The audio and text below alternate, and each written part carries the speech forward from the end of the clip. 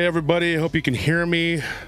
Paranormal Roundtable with Josh Turner and my co-host Mushu, the one and only. Mushu. And this right here, say hi. This is Cinnamon. This is Cinnamon. Say hi, Cinnamon. Say Cinnamon. Hi. She's a sweet bunny. She's one of our bunnies. I don't think y'all have met her before. We haven't brought her to the studio. We've had them for a few months. How old are they? About 5 months? Yeah, just about. Four or 5 months? I think so. And the other one, you can take a scan. That is Roxy. So we got Roxy and Cinnamon. And they are, what are they called? So they're called TAMUK, which is a acronym, stands for Texas A&M University in Kingsville, because that's where their breed was actually created. Yeah, they were bred to be very docile rabbits as opposed to... they're entirely new. I didn't know that, actually. And they're very sweet rabbits, and they love people. And it's crazy because they will follow you around the house. And I tripped over this one the other day. And then yesterday, I tripped over Roxy in the kitchen. And then Cinnamon got behind Anthony yesterday. Yeah. And then she jumped, but they're so agile. You jumped and did a little flip, didn't you? Yes, you did. You want to go play? You want to go play? You want your blankie? Yeah. Okay. There you go. You can have it. So that's our rabbits. We've never brought them up here. You guys have seen the guinea pigs and all the other animals we have, the cats and the dogs and pig and what else we got? The bird. But next we'll bring our aquariums with our fish. So you guys can check out the fish. We'll just do one inside the aquarium. It's big enough. To be fair, one of our fish's aquarium is haunted. So, I'm kidding. Folks are like, oh, no, they're not. You're lying. It's not, the heck was that? Bug on here. Kind of beetle or what was that? I hope that wasn't from, where'd you go? Maybe that was from Cinnamon. I don't know. Anyways, I was leaving the house and I was eating raisins. And my wife's like, you might not want to do that because... They'll think it's rabbit poop, and then people will be like, Josh Turner ate rabbit poop on the air. I told you he was disgusting. Guy's gross. Why do you watch his show? Yeah. I mean, we eat rabbit poop off the air, but we never do it on. I don't do it on the air. That's crazy. That'd be just weird. They're not freaks over here. I'm at home just chowing down on it, And I'm joking about that, and I have to say that because if not, then people will go ballistic and say a bunch of crazy stuff because that's how people are. So, Josh Turner, PRTpodcast.com, Patreon.com/PRT podcast. That's how you can sign up. Tell them what they get if they sign up, Mushu. Well, if they pay for the $10, then they get, and they do that for about 3 months, then they get a swag bag. And then we have another tier, which is the $20 tier. Once you pay for that, then you automatically get the swag bag immediately as soon as you pay for it. And then I believe we're working on a third tier. And should be up right now. Is it up? So right now we just have the $10 tier and the $20 tier. Okay, when we get the $30 tier going, we're gonna have something special for that. Yeah, that's gonna be a bigger swag bag, basically. Like you get like a book, you get like a souvenir. I think we get like, what are we giving away? A keychain and stickers, and then a shirt and or a hoodie, depending on what time of year it is. But with the $30 tier, what we're gonna do is we're gonna give you like a book, all of the above, plus a hat. So you will get a hat, which those hats cost us, at our cost, they're like $20, $22. So you'll get a hat, a shirt, or a hoodie, depending. And then you'll get a book from an autographed author. I try to give people what they ask for as far as authors go. Bartonelli's obviously very popular with the fans. And Ken Gerhard, Lyle Blackburn, Nick Redfern. I mean, we're just so many different people. I think there's a bunch. Lon Strickler, who else? David Weatherly, Chad Lewis. There's just a bunch of people. We have a stockpile of books from different authors. One thing I will say about the podcast is going well. We're back up and running on that. We are this close to reaching an agreement to where we can go back and do Spotify again and start releasing episodes, but there's going to be a gap, and you're going to have to come to YouTube to watch that. You people are the smart ones that come and watch the live stream, so you know what's going on. Because, guys, I'm telling you right now, there's so many people that don't know about the live stream. All they know is the podcast. That's it. And all they know is Spotify or Apple or, whatever platform they choose. We're on 14 different platforms, but they choose to watch those platforms, and then that's it. And then they're like, oh, well, I've already watched all your episodes. What next? I'm like, go and watch the 2.5 to 3 hour live stream. Yeah, you've congratulations. You consumed a fourth of our content. Yeah, pretty much. Literally a quarter of it. And then, believe it or not, there's still some people that just saw me on the Travel Channel one night. Like, oh, you're the guy from Travel Channel. And I was like, I was just on there one time with that one, and that's by choice. I don't really want to do that. I don't really have time for that. I was thinking about going with an agent so they could take me to the next level or whatever it is they tell me they're going to do. And then another deal we're looking at is doing shorts so they can help us blow up and get bigger and stronger and whatever and blah, blah, blah. But I don't really care. I mean, I'm happy with where we're at. I mean, when we grow, we grow. If we don't, we don't. It's just, this is something that I'm doing that started out as a hobby and now has become a second business because I'm being taxed on it. I got to pay taxes for this. And so, it's just turned into a second business for us. And so, but it's something I love doing. It's something I enjoy. It's a passion of mine. And so it is work, and then it can be a lot of work, for not a lot of pay. But it is, like I said, I enjoy it. And if I could do this full time and not have to do, security and all that other stuff, that's what I would do. I would just do this. But there's, that seems like a dream right now, just way in the future if that ever happens. And is that Roxy? Yeah. I see Cinnamon. She's running off, she's checking out around the studio. She's gone. But yeah, and so eventually maybe that's something that'll happen. Folks, donations are not expected, but they are appreciated. Thank you for the donations. When people donate, it really does help support the show. It helps us be able to be here on Fridays and to record episodes for you on Tuesday. Now, remember, Tuesday we're dropping an episode. So we were going to do the story about the black-eyed adult, but I'm still doing a little more research on that because I have a little more information that came to light. So I have a ton of Dogman material that I've been just kind of sitting on. And so that is going to be the topic of discussion on the Tuesday hour-long live stream is Dogman. It's just going to be Dogman stories. That's all it's going to be. Yeah, I think the black guy adult one is worth the wait. It seems like a pretty unique story. Yeah, because we got to get the rest of it fleshed out. I would rather have it all, correctly done than... Yeah. I mean, I don't know that it's a whole bunch of stuff. There's a couple little things I need to iron out before I release that. And so I want to make sure I'm correct on everything. But the Dogman stuff I got a lot of it backing up, so I need to get it done.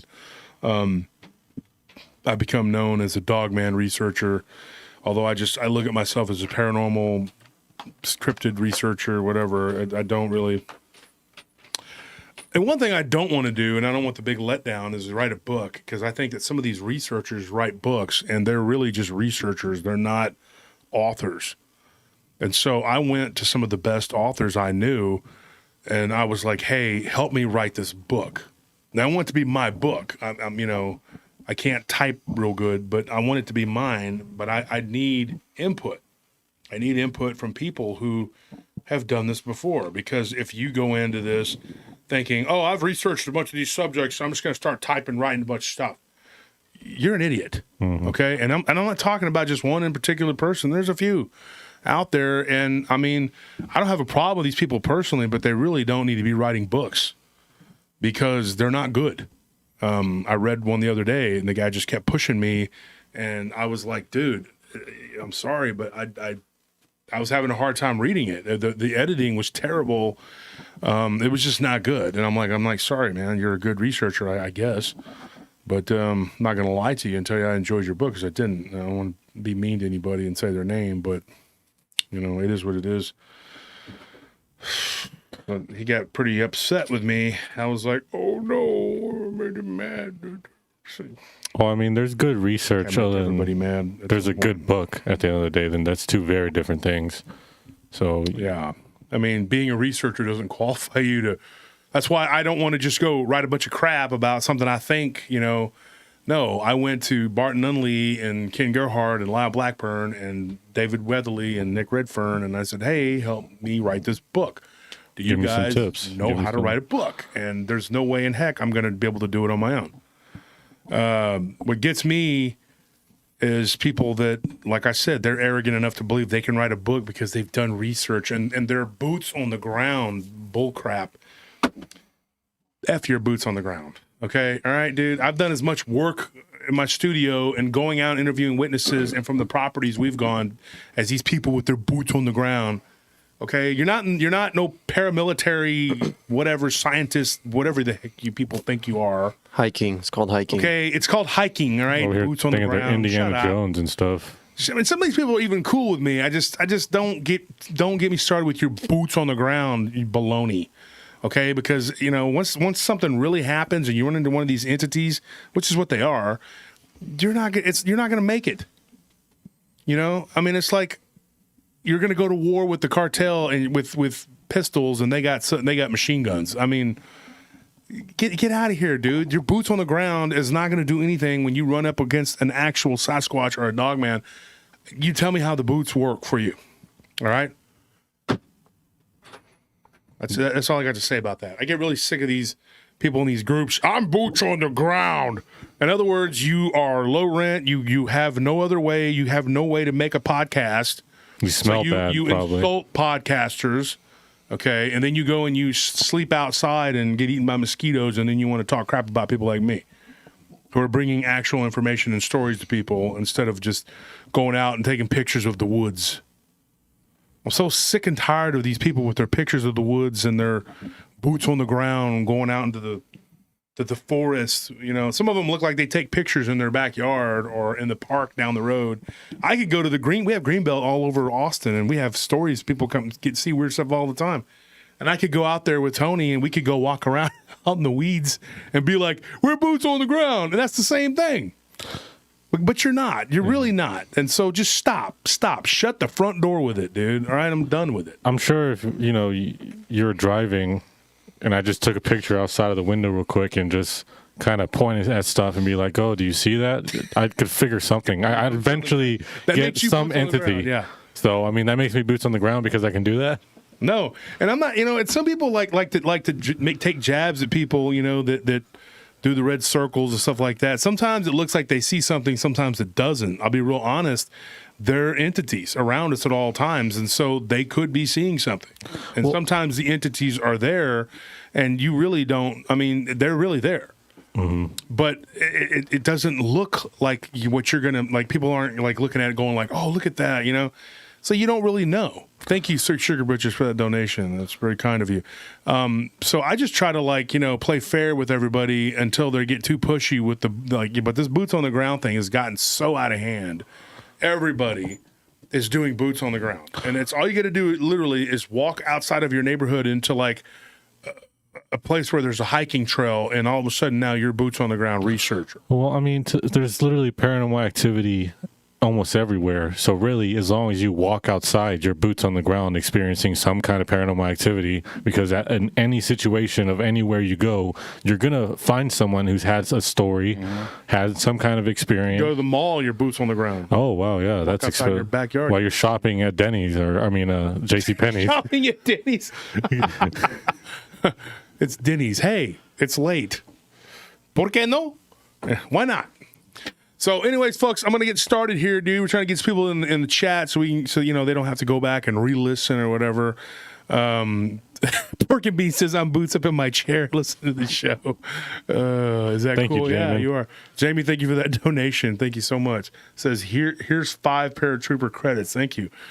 Let me get started. The first story we got, we're gonna tell a couple stories, and we're gonna bring on a guest who's gonna talk about a bunch of weird stuff. So that'll be in about an hour. But until then, I'm going to try and captivate you with some story. So this one I got out of Panama City, and Tony, I think we've gone over. We discussed it. We discussed it. Yeah, we had some free time. What's crazy about this story was that it happened in 1996.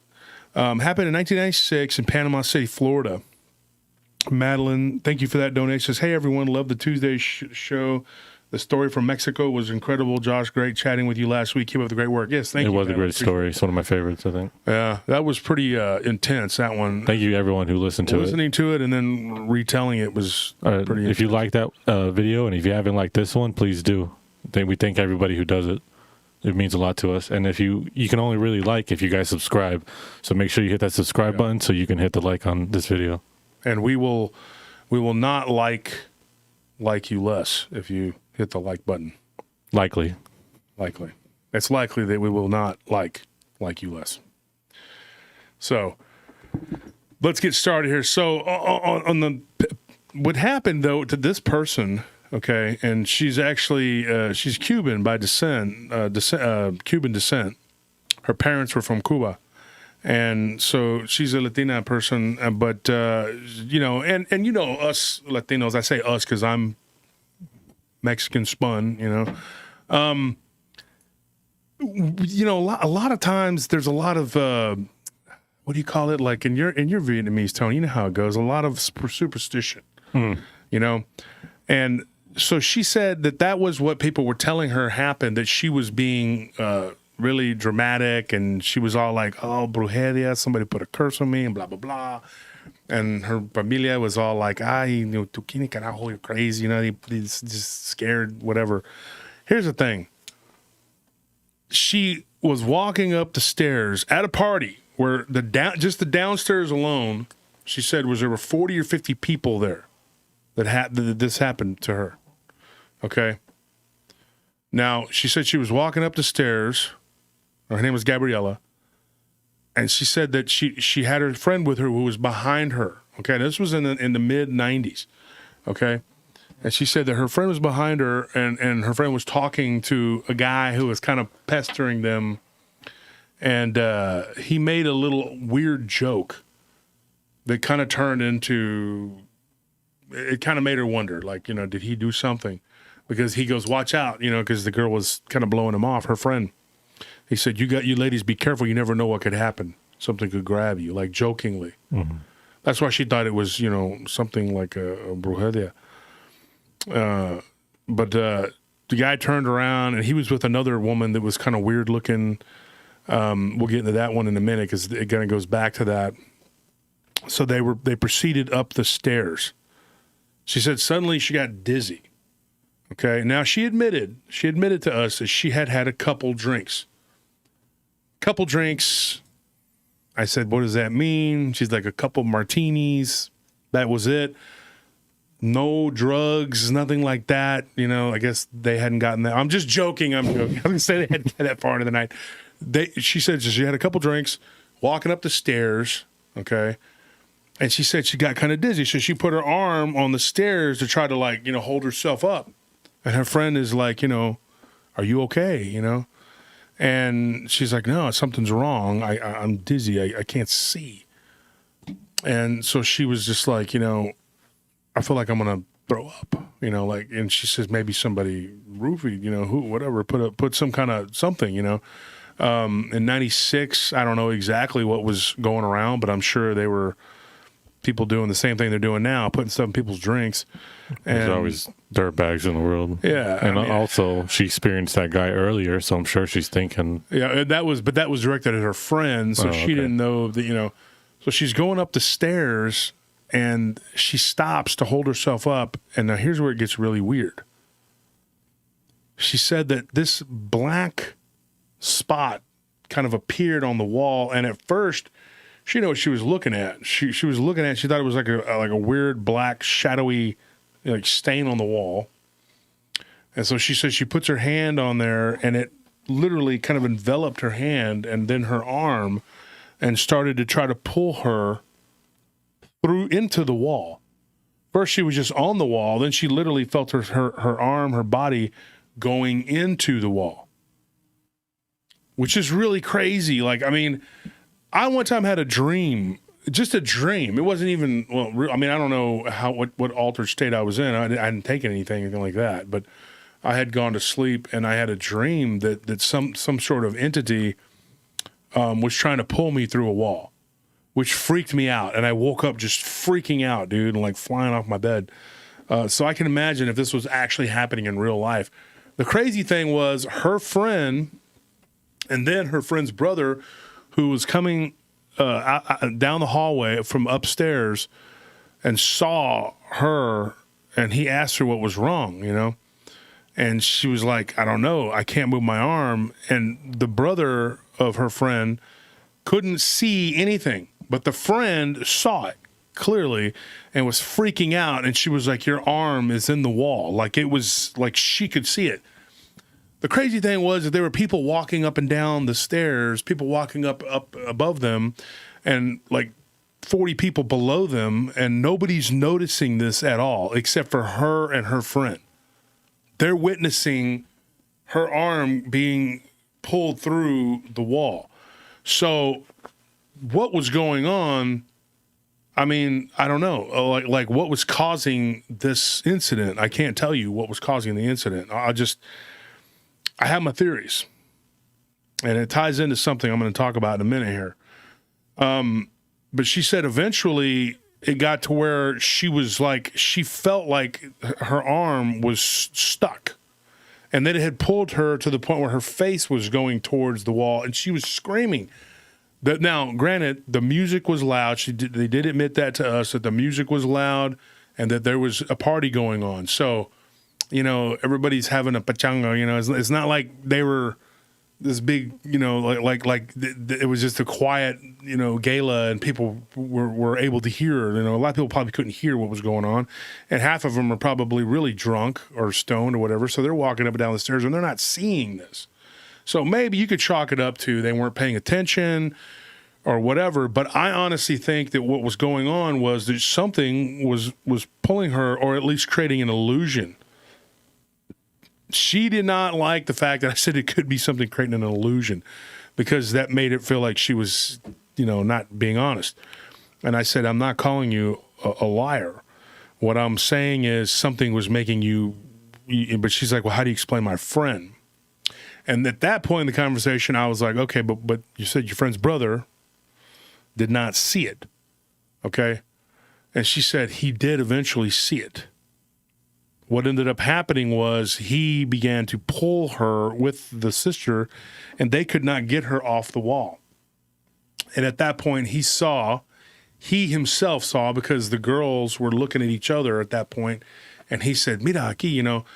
And when they looked at the wall, there was like a hand, what looked like a black, shadowy, bony hand. Like he said, if you looked like a skeleton hand, but it was black, was holding her and pulling her into the wall. And she, at this point, was screaming. Now, if you can imagine being surrounded by people and nobody seeing what's going on to you, what's happening to you. You're all alone. You're basically just, trapped, and you're struggling to get free, and you're screaming, and nobody can hear you. That's a horrible thing. It's bad enough if you were by yourself, it would be terrifying, but there's people all around you. There's literally help everywhere. Yeah, and nobody's helping you except for two people, and they can't do it. At this point, I suggested a workout routine for her friend's brother, and I went ahead and forwarded that to him through the email. But I'm kidding, folks. No jokes. I'm joking, man, for real. But no joking right now, and all kidding aside, this really happened to her, according to what she said. And she said that they were pulling her through, and her friend's name was Rosa. And Rosa, her friend, kept pulling her, trying to get her to get this, whatever it was, off of her to get her loose. The crazy thing was that as she pulled harder, every time she would fall back into the wall, she would go further into the wall. So the pulling wasn't really helping. It was just kind of reinforcing her being trapped or stuck. So it was getting ridiculous. So then it got to where she was pulling on her legs and she was going further into the wall. Her face was stuck on the wall. Her friend was pulling from up top. And then someone finally noticed this happening, and they went over and began to help with her too. And it was a bigger, burlier guy. Who subsequently turned out to be an off-duty police officer, whose, I guess, best friend was the one throwing the party, whatever. And like I said, they weren't doing drugs or whatever. a lot of these people were off-duty police officers, whatever. And so it kind of lends credence to the story. But what's crazy was, he was drunk, obviously. She's like, I said, was he drunk? She said, yeah, he was drunk, So people discredit witnesses as soon as they think, oh, this person may have been drinking, or they may have been, because if they're imbibing, then they automatically just discredit it with, oh, it couldn't have been credible because the person was drinking. But what's crazy is you have her and now 3 people. So 4 people. And at this point, there were 2 others that were standing there that were watching this go on, and they were witnessing it. Now, only 2 or 3 of them, I guess 3 altogether, the brother, the sister, and then her, were able to actually ascertain that there was a hand that was holding her in place. That is the crazy part. Like, they saw that, and they were like, there was a black, shadowy hand. Eventually, her face was about this far into the wall, and she said that she couldn't breathe with this part. She was only able to breathe on the other side. I said, what did it feel like? And she said that it felt like goo. Like if you were just to put your hand into like gel, like, that's what it felt like. Mm. And so I was just like, that's crazy. Now this isn't unprecedented to that extreme. Yeah. But I've heard of people who've been in hauntings and have had hauntings situations, and they've touched things that felt like goo. I think the common terminology is ectoplasm, they call it. But this woman actually felt a sort of warm goo, and it had a sickly sweet smell to it. What's really crazy, though, is that it was witnessed by other people. Now, of course, I'm pretty sure if you're a law enforcement officer, you're probably not going to want to go around telling people, hey, I saw an entity trying to grab a woman, pull it through a wall. That's probably not. Well, I was drunk at a party. While I was drunk at a party, yes. Yeah. You're probably not going to get him to say anything. Unfortunately, the brother of her friend, he died in a car wreck back in 2002 or 2003, something like that. And it happened overseas. But what's sad is that her and her friend still to this day relive that trauma. Eventually, whatever this was, let go. And she literally came like flying off of there, and then she hit the railing so hard that she flipped over and fell off of the railing. But luckily, she didn't fall and like break anything. She didn't hurt herself, sprained her wrist and her ankle. Nothing else really happened. And the guy that was with the female that was harassing her friend, they were the ones that helped her up off the ground. So I thought that was kind of weird, kind of interesting. She's like, I look up and I see the guy standing there. Now, her brother claimed that later on he was having a conversation with the woman that was with that guy that kept pestering his sister. And he asked her, he's like, is that that's tu esposo, is that your husband? Your whatever. And she said, see? And he's like, then why are you okay with this dude hitting on, mi hermana? Why? And she's just like, said that they had an open relationship. And when he looked down, she had a very weird necklace. And now when they told me that it was weird, I didn't get an exact, like, what it was. Wasn't a pentagram, but it was like some sort of weird symbol. He said it looked like you know what an ankh is, right? Look it up. Yeah, it's the Egyptian. Yeah. Yeah. I know what that is. But underneath it looked like a bird. Like there was a bird with it underneath it, like it was flying with it on its wings. So he thought that was a really strange with like a ruby in the middle of it. Don't know what that represents or why she was wearing that symbol with that weird looking. He said it looked like a crow or something. And when he was staring at it, he said it was like almost mesmerizing. So they believe, they're of the opinion that these 2 people did something that caused this, that precipitated them having this incident where his sister's best friend was being pulled into the wall. the person that it happened to said to this day she has nightmares. Now, since that incident, there have been 2 other occurrences of sleep paralysis, which have led to. There have been 2 other incidents which have led to there being an incident. One of which, she was asleep one time. She was in Tampa Bay, Florida, visiting a friend. She went to sleep, and she said she woke up with something. She could feel something tugging on the foot of the bed, like pulling the covers off of her slowly. She says she woke up, but she couldn't open her eyes. But her mind was completely awake, and her eyes were closed. She said, but she couldn't move a muscle. She couldn't twitch, she couldn't do anything, but her mind was fully awake. And she just could not get that mind-body connection to work to make herself wake up. Now, the second time it happened, she said that the second time it happened, she was in Oklahoma City, Oklahoma, with her now husband. And she said that they were getting ready to leave, and that next day had packed the night before. They were getting ready to go on a trip, and they were in Oklahoma City visiting his parents. And she said that he was right there next to her in the bed, and it was about an hour before the alarm went off. This time she opened her eyes, and she looked and saw that it was 5 a.m. They had to get up at 6, and they were going to get on a plane. She said that, she goes, I saw clearly this black shadowy thing kind of moving up and down vertically on the wall. She said it had like these weird elongated arms that were kind of coming out and going back in, and just kind of coming out and going back in. And she said that it was weird. It was like it was slowly getting bigger. And she's like, and it was like I was completely paralyzed. The only thing I could do was move my eyes, which she said was a little different than the time that she was in Tampa. She had, at that point, she couldn't even open her eyes. This one, she could actually open her eyes and see this entity that was standing there. And she asked me the question. She said, how are these things able to be physical and then move in and out of walls? Well, being the oracle of wisdom that I am, of course, I know the answer to all of these things. So I told her, look, okay, this is how it works. Okay, they have memberships.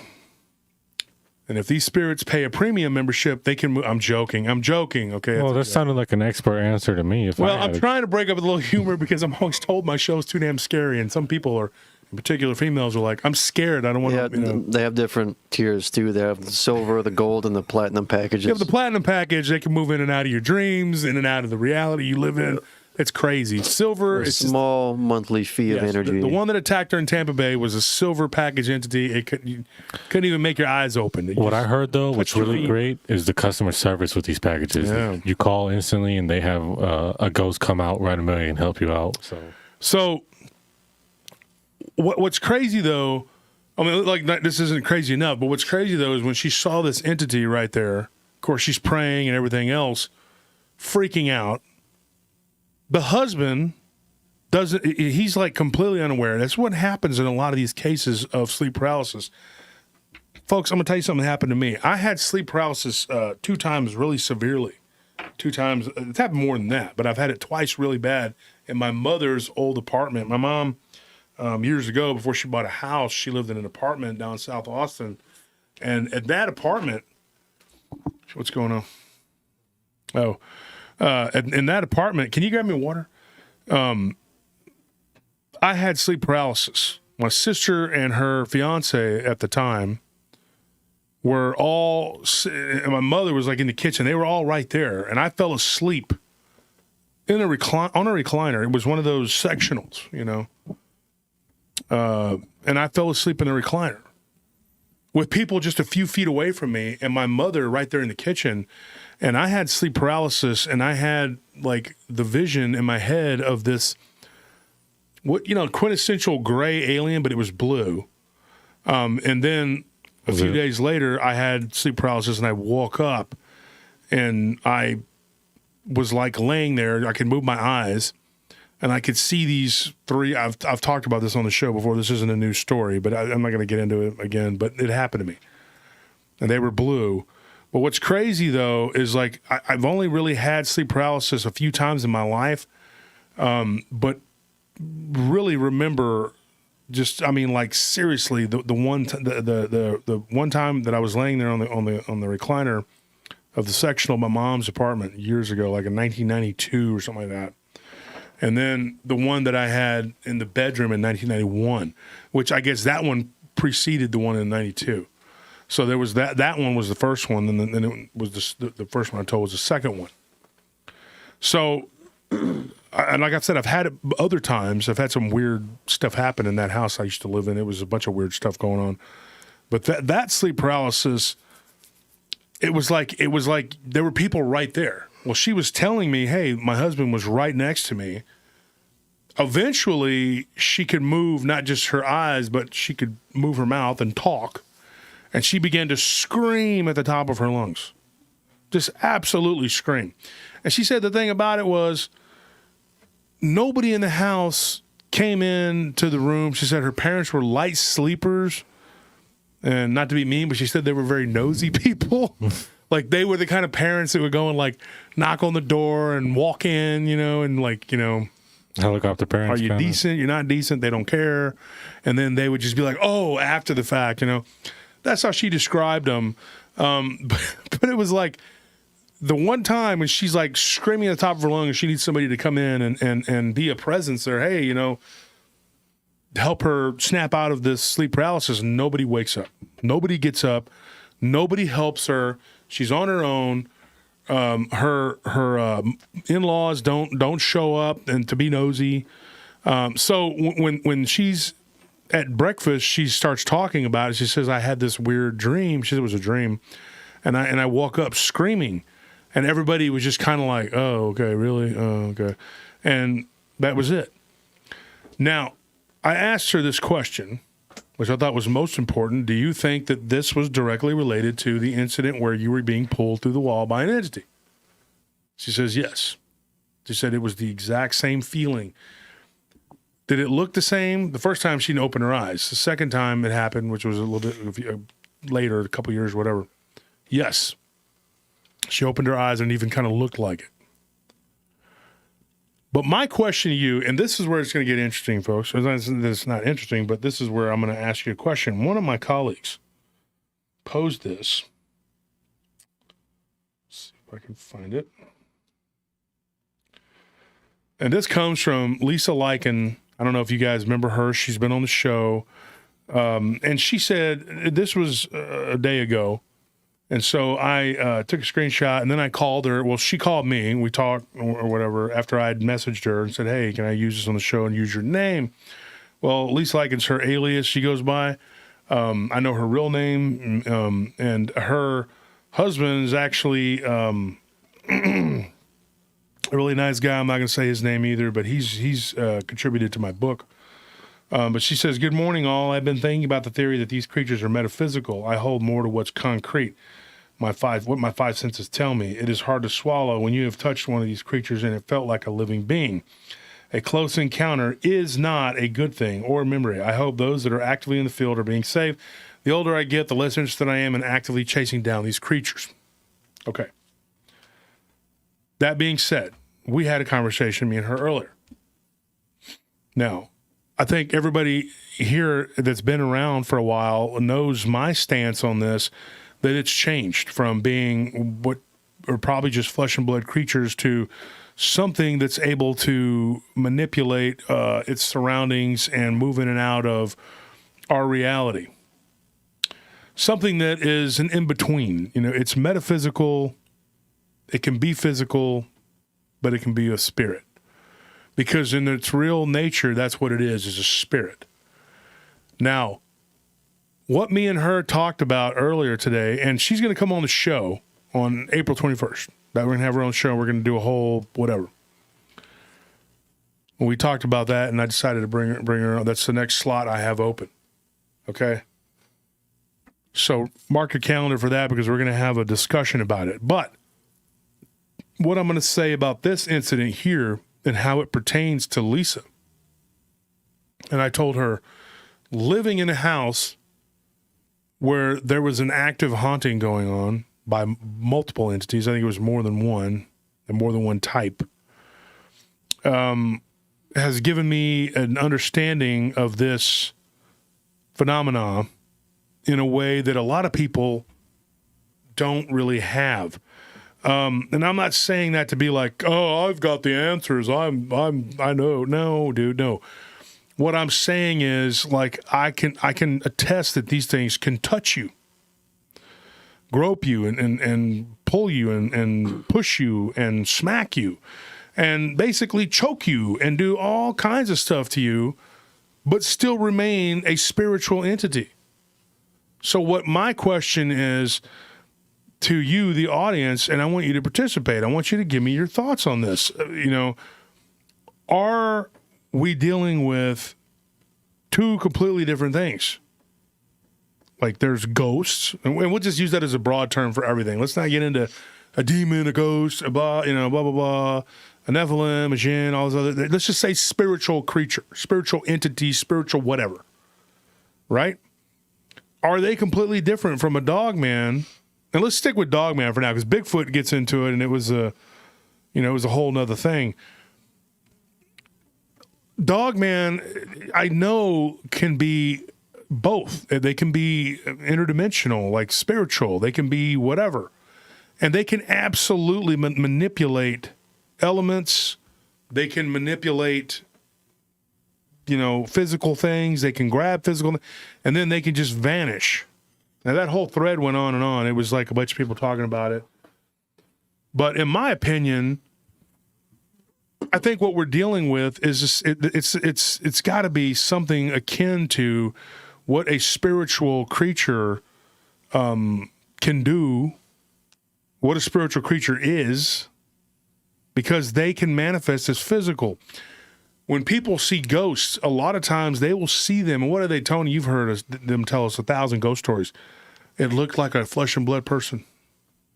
Yeah, it's like there was. I mean, you even said it yourself in that story about that that guy that you guys picked up, and then you dropped him off at the bar over on Devil's Backbone. You guys thought that it looked like a person. It just looked like a really, like 5 of us. I think you said it was just like looked like a kind of sickly person, but it looked like a person. He had a pallor to him. Yeah. What's crazy, if you stop and you look at these incidents where people give you stories about ghosts, a lot of times they'll tell you that, like, I thought it was a flesh and blood person until it vanished. Or they'll see one walking around in their house and then it's just gone. They will throw things. Now, I'm going to tell you something. My colleague, Lyle Blackburn, everybody knows Lyle, knows who he is. He's a researcher and an author, a good author. He's not a researcher that just decided to write some crap, as an English major. And I was talking to Lyle the other day at length, and we talked about his house being haunted. More things have come to light. I'm going to get him on the show at some point. I got like a bunch of stuff lined up and booked up, but if nothing else, come to the conference, folks. We're still trying to decide where we're going to have it at, and that's a big problem because we're trying to figure out where we can get it done on Labor Day weekend. And if nothing else, talk to Lyle there at the conference because he'll be there, and we'll be there together Friday night, Saturday, and Sunday. So, maybe he can tell you himself. But one of the things he told me was that him and his friend, female friend of his, were doing a shot of tequila, and like a shot glass flew, and this poltergeist type stuff, right? Prior to this, he lived in a house for, I don't know, how long, when we were at his house, his old house, how long did he say he had lived there? 20 years, something like that? Yeah, it's been a bit. Long time. It was a good. And then he moves into this new house, and now all this wackiness ensues. All this stuff starts happening. And it'll make you a believer real quick. And I haven't seen his new house, but I can say about his old house is that it felt like it should have been haunted. Like, it looked like it definitely could have had something roaming around. But he said nothing ever did. And I didn't see anything either. But y'all stayed the night in there. Mm-hmm. that was weird because y'all stayed the night at his house and nothing happened. Me and Nelly stayed the night Yeah, that was a weird. couple blocks down the street at a motel. That's funny. And we both woke up freaked out, and like something was there. And we were like, this is such a nice hotel room. It was a pretty good deal. And so it went to sleep. It was a Hilton. It was a nice hotel. It went to sleep and woke up, and it was like we wanted to get the heck out of that place so bad. It was crazy. So you have this weird dynamic, this weird thing going on where he's living in a house now that's haunted, and he's got stories he's telling me, and every time I talk to him, he's got like an update, of stuff going on. The interesting thing is that it is now moved into the realm of being able to physically manipulate and throw things. It can happen to anybody. And I'm telling you right now, we are always it seems like we're always at odds with people about the nature of our reality and the nature of what these creatures are and what they can and can't do. I'm of the opinion that they can do just about anything. Well, I feel like you have to be of that opinion, and I feel like you have to be open-minded in general because, like you said, you're not going to be a believer until something happens to you. I mean, there's plenty of people that don't believe in the supernatural that then they say, then this happened to me, and I was instantly like, I had no choice but to accept it. It doesn't give you the option when it happens to you. So that's fine to, have those reservations, but if you're not open-minded about the possibilities of these things existing, then when it does happen to you, you're just going to look like more of a fool. Mm-hmm. Corley, thank you for that donation. Japanese taxi drivers have tons of reports of picking up ghost passengers who can open up the car door and get in, talk, and disappear. If you look up the tsunami, look up the Japanese tsunami ghosts. Just look up ghosts of the tsunami. Okay, I'm telling Tony, all right? There is an entire phenomena that what he's talking about where these cab drivers are picking up, and then I guess they have Uber over there. I don't know what it is. They have these people that drive vehicles. Yeah, it's their version of Uber, ride whatever. sharing. And they have these ride sharing deals where people they report bunches of them. Report picking up passengers who can physically open the door and talk to them. And one guy even said that in this one documentary I saw, I think it was on Unsolved Mysteries, a new one.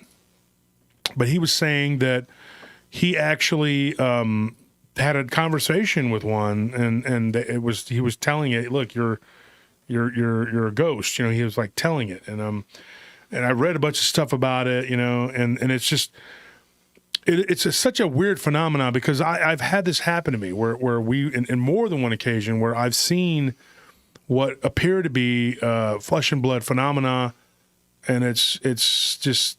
I'm not gonna say it's imitating flesh and blood. What are the words I'm trying to talk? I'm trying not something that's imitating flesh and blood, but something that can be flesh and blood, and then moves in and out of physical, reality. Like a metaphysical kind of. Well, it's metaphysical, but it's I don't know how to describe it, dude. Liberty, thank you for that donation. Thank you. They said, thank you for doing this, Wolf. Great show as always. And thank you. I appreciate your donation. Let me look something up real quick. So I don't want this to be too distracting, but behind the scenes here, I'm gonna try and work on this widget that allows you to put a poll up on the screen, and I think in the chat they can vote, and it'll show the results. It'll be something really cool if I can get it to work. So, but that's what I'm doing, so it doesn't distract you too much.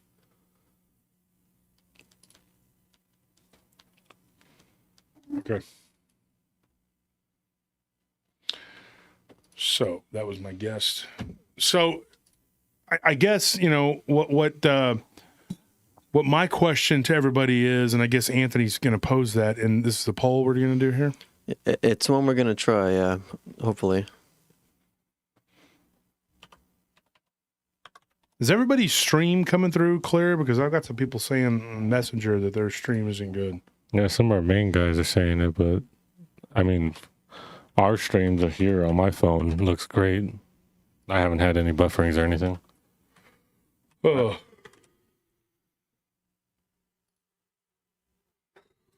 I've seen a lot of spiritual activity in my life, and some of it just, it looks wispy and whatever. Some of it looks real.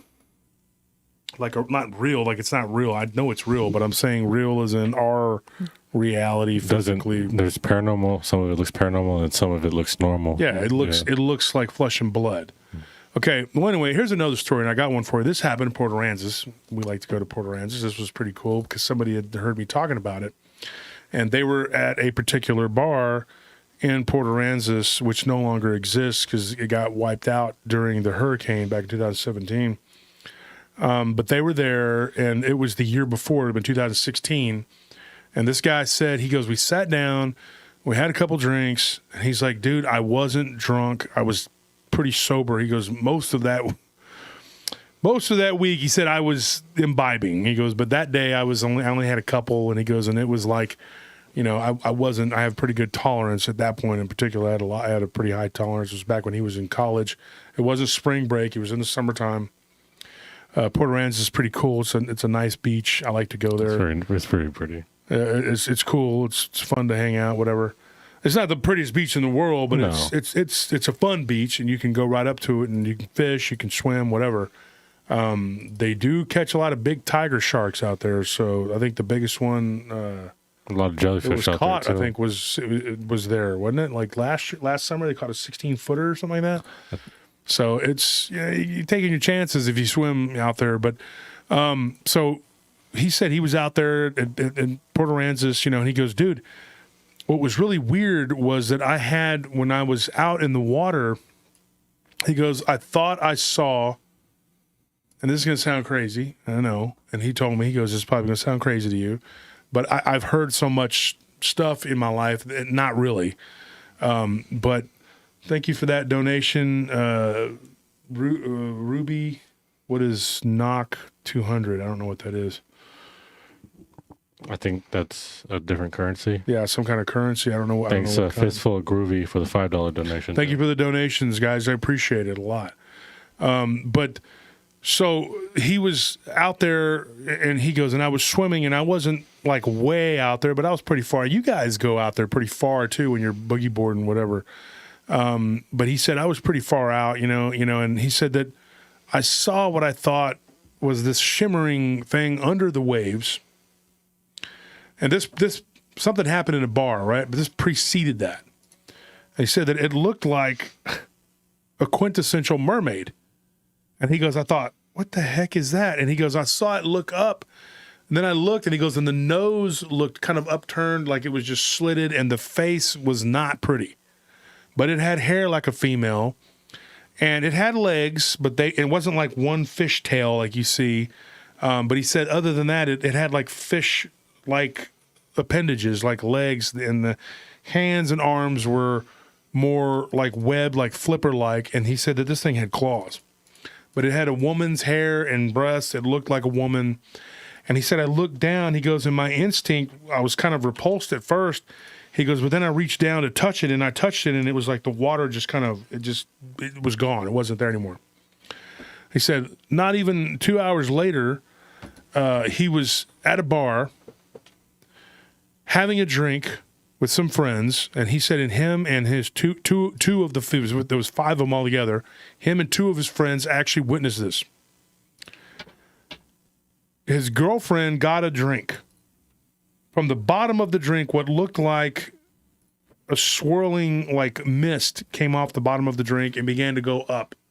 Now, he said there were 3 of them sitting there that were all kind of talking, having their own conversation, and 2 of them was a guy and a girl who were boyfriend and girlfriend, and they were kind of having a disagreement. He said it wasn't out of control or anything like that, but the angrier the guy got at the girl, for whatever reason, he didn't give me a reason.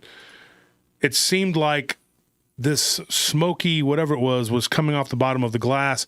And he told his girlfriend, he goes, look at that. What is that? And she lifted it up, and it swirled and kind of spiraled upward. And like he said, it was just gone.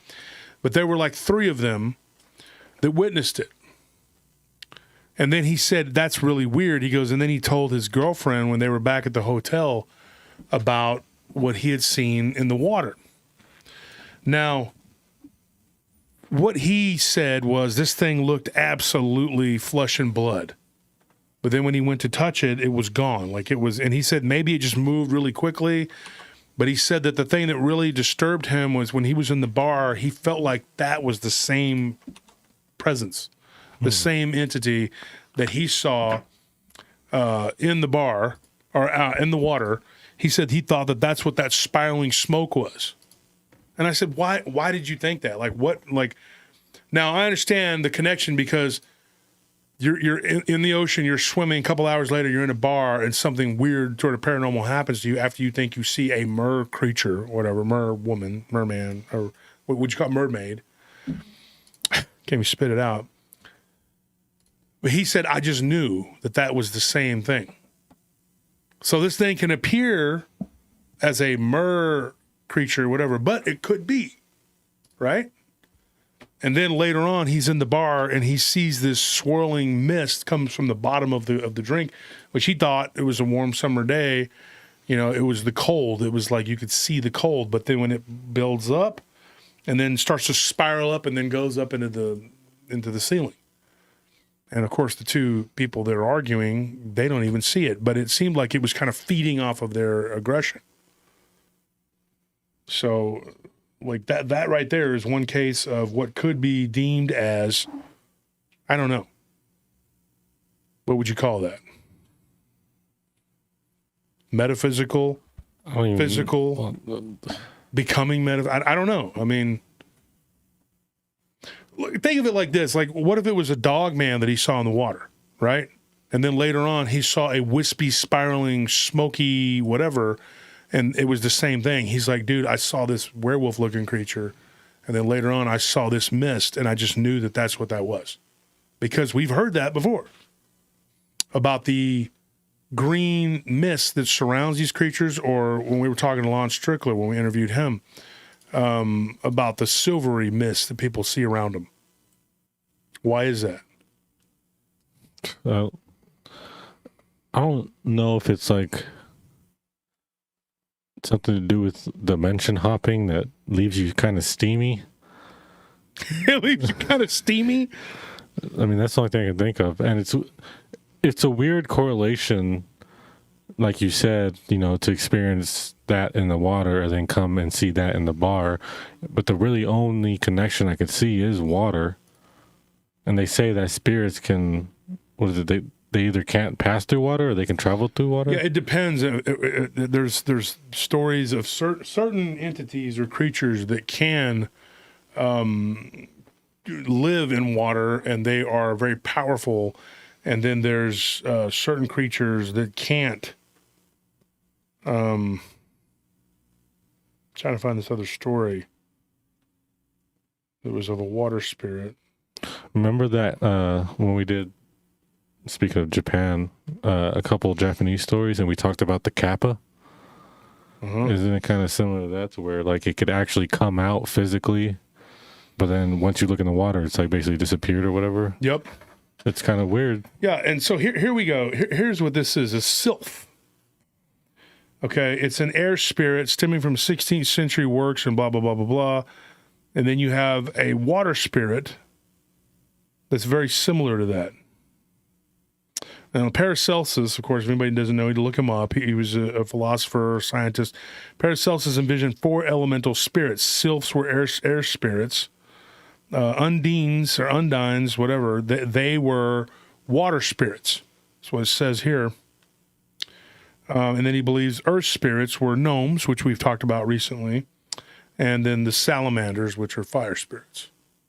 Salamanders representing like reptilians, like dragons, whatever. That's what I think.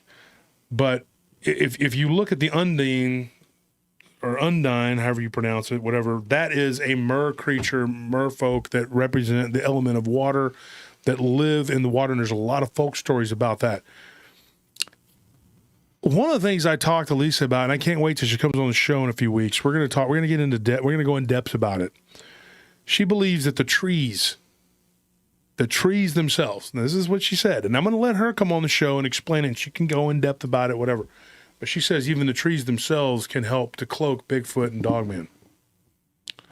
But they have a connection to that. Now, if you have an element of the earth, like ground, whatever, and these gnome-type creatures are connected to that, the Undine are connected to the water, right? The Sylphs are connected to the air, right? These firemanders or salamanders, whatever you want to call them, or fire elementals, that's the avatar of the fire, whatever. What is not to say if there's an offshoot of that, of these creatures that are actually connected to trees? Well, isn't there a word for them? Is it Greek, like dryads? Is it dryad? Is that what druids? Look it up. Look it up right now. Because I know there's also actually like water spirits, I think, that are called that are similar. So that I'm gonna figure out what those are. And called. some of them aren't allowed to cross water, but I think that different elemental spirits can't cross water, just like a water spirit may not be able to cross fire. I just think that it's just like a paper, rock, scissors type thing. It could be. And I'm speculating here, and I got rabbits running around under my feet. But do y'all see what I'm saying? Does that make sense?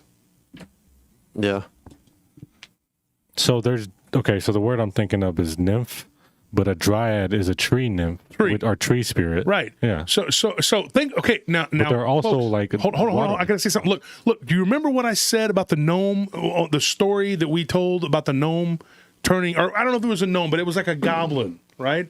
Yeah. What episode was that on the that was the live stream? Not the live stream. It was the. I think it was 2 episodes ago. It's called Red Hat Gremlin. Okay, the Red Hat Gremlin episode, folks. You got to go back and watch that. Okay, now that was what 2, 3. I wouldn't try to be rude to you, Tony. I'm sorry. Yeah. I got wound up here. You had a thought. 2 or 3 episodes ago on the podcast, the hour-long show, right? The Red Hat Gremlin episodes. That thing was turning into I don't know for sure. I'm not saying it's 100%, but I think that thing was becoming a werewolf type creature, or pretending to be one. I don't know, but you see what you just said about how these nymphs, these dryads, whatever, they are elementals that come from trees. Mm-hmm. And that'd be interesting to hear what Lisa's going to have to say about it. That seems kind of exciting. I mean, the trees, yeah, because she's got a bunch of theories and stuff that she's going to talk about.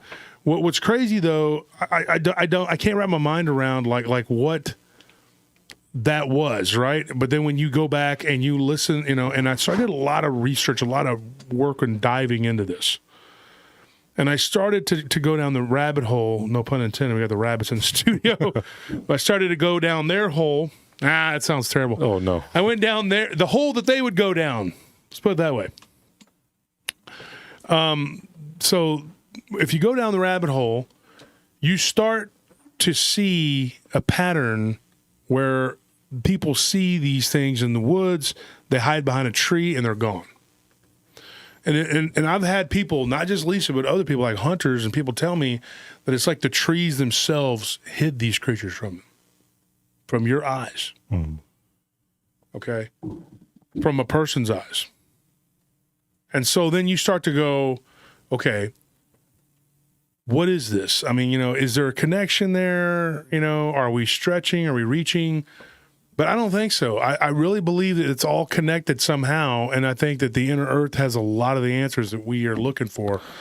I don't know, folks. I'm just speculating here, because when people start to argue with me about what a dogman is, man, I'll take you to task on it any day of the week, because I really think that there's a lot more going on, and then it's some sort of flesh and blood evolutionary creature running around. And yes, the government could be involved, not our maybe regular government, but maybe a shadow government, could be involved in some sort of program, catching these things and turning them into, I I don't know, whatever the heck they're trying to turn them into, weaponize them basically. You just turn them into little soldiers. But you got to realize these are metaphysical creatures who are going to be.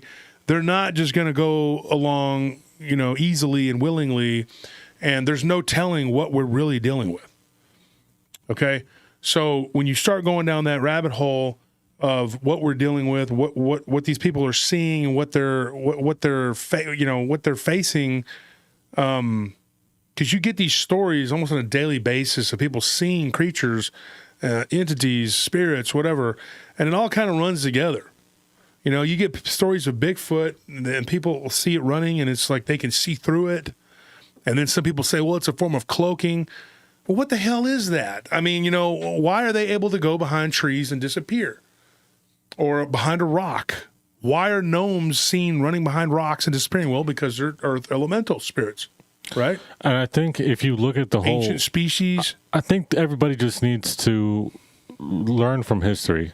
If you don't learn from history, you're doomed to repeat it. In this instance, I think if you don't learn from history, you're doomed to be shrouded by the knowledge that we've learned already.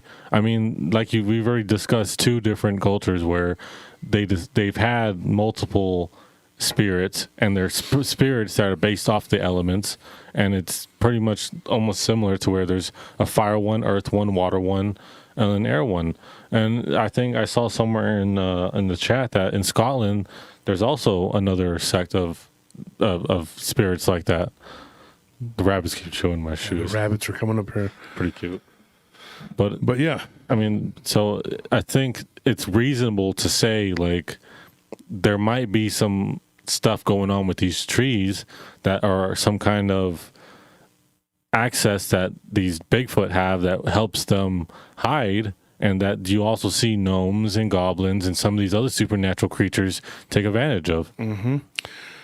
Yeah. Danita Whitson just said, what? He tried to touch it. Nope. Get out of the water. I wonder if it attached to him and went with him to the bar. I was thinking that too at first, that maybe it just latched onto him. Guy's got a pretty good job, lives in Dallas, insurance agent. I mean, I'm not saying he's not a liar because he's got an insurance agent. I'm just saying I don't think he was lying.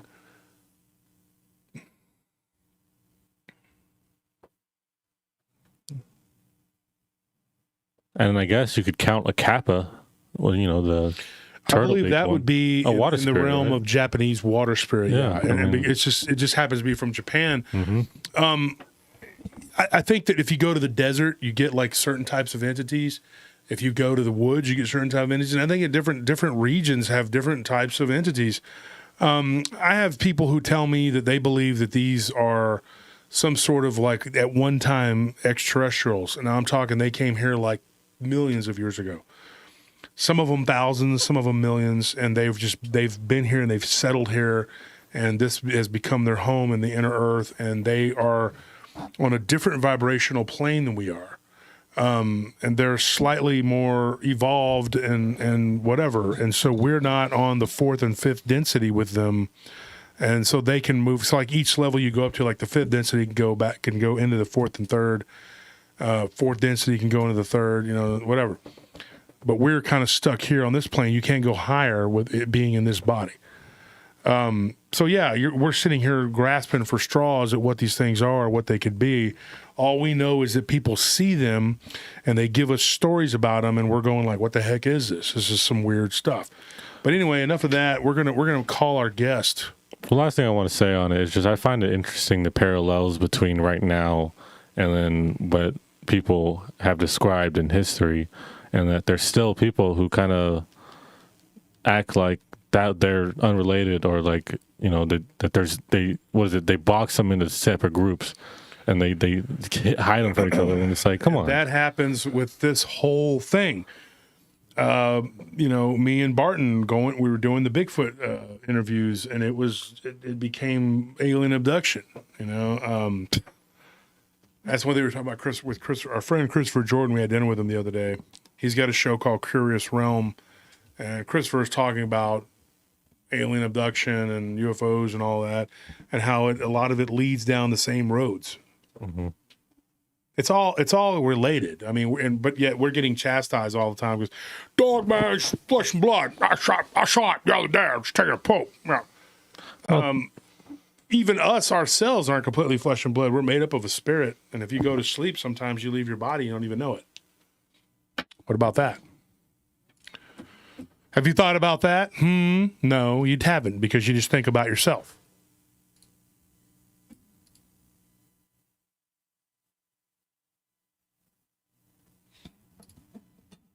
I don't think they can create tulpas. Do you think these spiritual entities can create tulpas? If we can, why can't they? I think it's because we have a spark of God, and that's the difference. You don't think they do?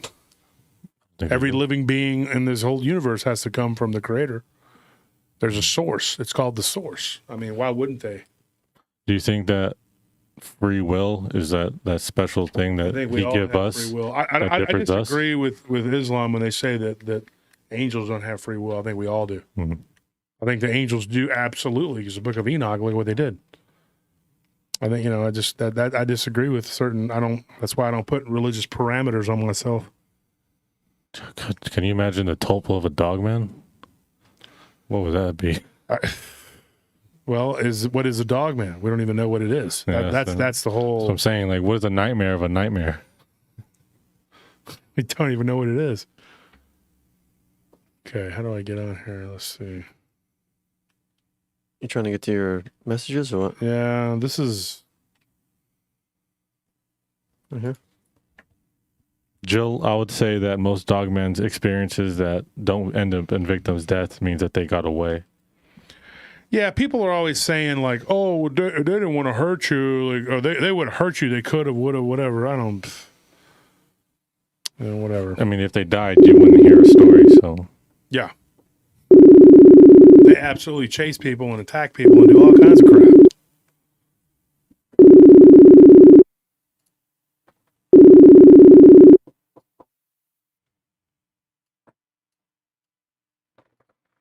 Hello? Hey, can you hear me? Okay. All right. Cool. All right. So, folks, this is Jamie. Jamie, you want to say hi to the audience? Hang on. I don't know if they can hear. Here, let me okay. Make sure here. Yeah. Okay. So we're gonna fix that. Let's see. There we go. Okay, y'all should be able to hear her now. Hello. Yeah. So if everybody can hear Jamie, waiting to see if people can hear you. Okay. Yeah, it's working. Okay, good. All right, so Jamie, you work with Jason Bland on a show I like called Paranormal Soup that comes on Sunday nights. And I've done work with Jason. I've been on his show. He's been on mine. And I think he was on a 3-parter. What did we name that? It was a 3-parter on the podcast. What was that? Was it Stalked by Shadows? Something about shadow, like because he had some pretty crazy stuff that happened to him. So, Jamie, you have had some crazy encounters yourself and some stuff that's happened to you. So, I thought I'd bring you on and you could talk about these things. Yeah, Maybe you could share some light and shed some light on what we're talking about right now. We're talking about physical, metaphysical encounters with these entities. But go ahead. Yeah, I've actually had an encounter with a full body apparition that I thought was my mom, actually. I was talking to her about that earlier tonight, just to get the ages right and everything. But we think I was about 8 or 9.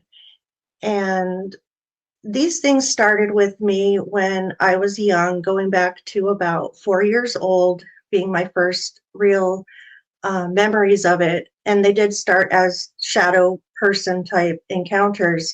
However, when we moved to this house, it was a little bit different. And this house, it's not a haunted house. I think it's more maybe somebody, I have no idea, who this could be. But we started hearing noises in the hall at night. It always sounded like footsteps going up and down the hallway. after a while, I found out the rest of my family was hearing it. I would try to catch my sister. I thought it was her messing with me. I would hear it outside my door, and I'd swing the door open. Nothing would be there. I would even go to her room and swing it open, determined to catch her, and she'd be sound asleep. My mom started going to night school, and when she would come home, she would because I'd have my room door cracked a little bit.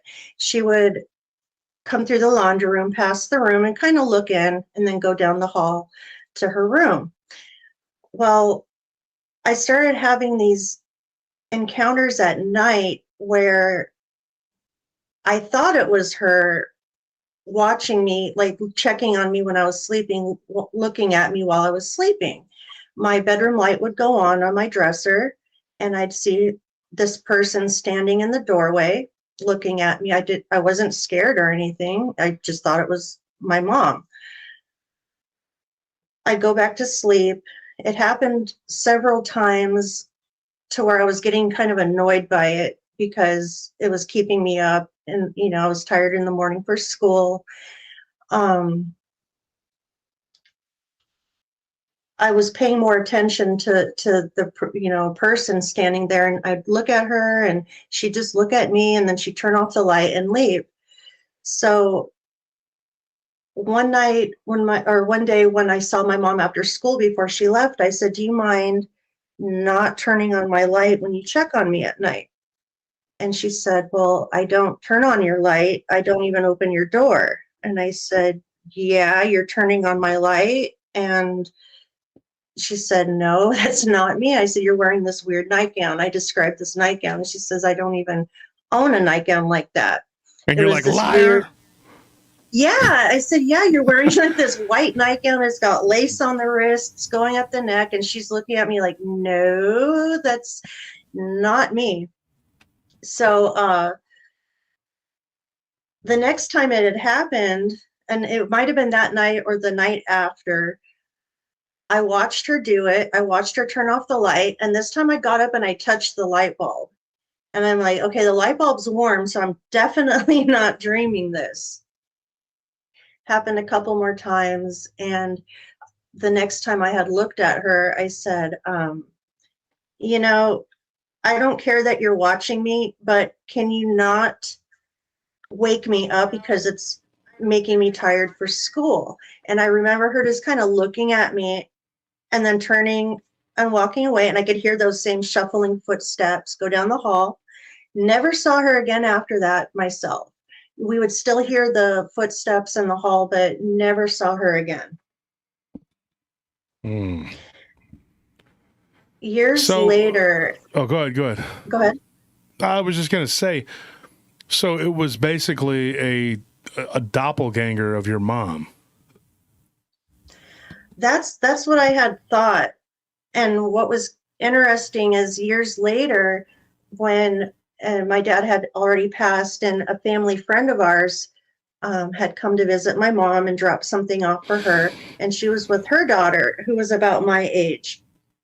And they said, "Go ahead and, go play with it. Go see if you can find the cat and play with the cat." So she came to that end of the house where my room was to play with the cat. So they had their visit, and when it was time to go, the friend had, called her, "Come on, let's go." And she comes down the hall, and they ask, if she found the cat and was playing with the cat. And she says, "Yeah, but I was playing with Tara's sister." That's my sister's name. And they said, "Well, Jamie's not here." And she said, "She's down the hall." And I was talking to her, and we're playing down the hall. And they said, "Jamie doesn't live here, and there's nobody else here right now." So they were like really confused by it.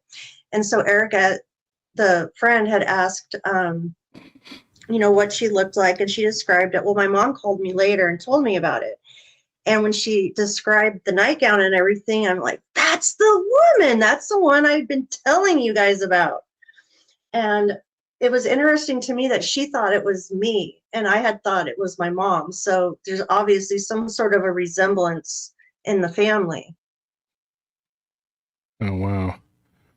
Did your mom, did she ever have any sort of incidents like this before, or I mean, Yeah, they're not like really into paranormal type stuff, but she's had quite a few encounters. There's one in San Francisco, a house that they had lived in, or her and my father, and there was instances where it was on Newton Street, and this man would sit on the edge of the bed or watch them. One time there was like a gunshot sound or something. My dad, I can't really remember the story too well. Something happened. My dad's eyes like shot open and they heard this sound, maybe like a gunshot. When they talked to the person they rented the house from, it turned out the man that had lived there had actually died in that bed. And I can't remember if it was a gunshot, like how he had died, but they rented the house with the furniture and everything. And so that's one of the main stories that stood out. So it's not really, you don't believe that it's like a piece of property that you lived at that was haunted. You believe it's you. It sounds like you're haunted. I don't know if it's me necessarily. My sister, and she doesn't like to talk about these things. Like, I won't even bring it up to her. She had some stuff that happened when she was younger that was really, really kind of scary. And we won't even bring it up to her. So there's something with all of us. My dad wanted nothing to do with it. Nothing to do with it. But we were always curious. I was going to ask, was it the same entity that bothered the rest of your family, or was it just a different ones that they all had like their own experiences with different things, and that this one was just what you experienced? I think that it was like that, yeah. Different experiences for different people. I was going to say, it kind of sounded like a guardian spirit of sorts because of the way she interacted with you, and then the way that, but if they kind of had different experiences, then I guess it's something to do with maybe your family just having a higher tune, or just like you say, having that eye open, Wolf, that you can just kind of see those things, and then they kind of, I feel, can see, are attracted to that, or either they can sense that and then they go bother those people more.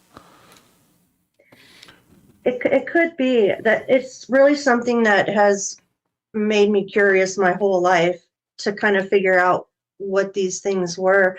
My sister's almost sounds more of an ET type thing, and the shadows I had as a kid seemed more kind of ET like, and that's where I started feeling that maybe, paranormal and ET experiences could actually go together, perhaps. Yeah, somebody here in the chat says doppelgangers creep me out more than any other thing. I think because they're able to, to turn into. Here's something that was really weird, and we're talking about doppelgangers. I watched David's presentation that he did, David Wedley, and I always enjoy hearing him speak. And we were at the conference in San Antonio. It was weekend before last, Tony? Yeah, it was. Yeah, and we were at the I forgot the name of the conference, but it was a conference that David Wedley was at, and the Kling brothers from Ghost Lab, they had put it together. And David was talking about skinwalkers, and of course he's done the presentation at my conference. One of the things that he said was that skinwalkers can also, they wear the skin of an animal. They can become like that animal or look like that animal, but they can also wear the skin of a human, which is crazy. And they can actually take the form of the human that take the skin from. So, I had a story from somebody who they really believed, and this is crazy, but like their mother had gone missing years before. And it turned out she was the victim of foul play. And they even had a show about it, like on A&E or something that she had, it was like a true crime thing. Okay. But what they didn't talk about on the A&E shows, because it was about true crime, wasn't about paranormal. But that what actually happened, they were seeing, and it happened on a reservation. but they were seeing the mom. She had returned, but she was acting weird, and she was walking around the property. Then they would see her disappear into the woods, and they kept seeing her. So they thought she was really alive, and eventually one of the neighbors passed away, and they found like her remains or something in their yard, and so they think that guy's the one that killed her. But it was interesting because what they don't talk about in like the whole, is that skinwalkers can actually take the form, and they said that they didn't believe that it was a spirit. It looked like flesh and blood. It was like completely flesh and blood. But then again, that goes back to what we were saying about whether or not it's actually flesh and blood or if it's spiritual. So was that the ghost of their mother, or was that a skinwalker? Because the person that died was supposedly a witch doctor. Whoa. So yeah, so it was a whole weird thing, and like on there's some kind of documentary about it, but it wasn't like they just went into the crime that had happened, and it was years ago, like 30 years ago, or whatever. But what was crazy though, it was this whole weird gray area of what are we dealing with here?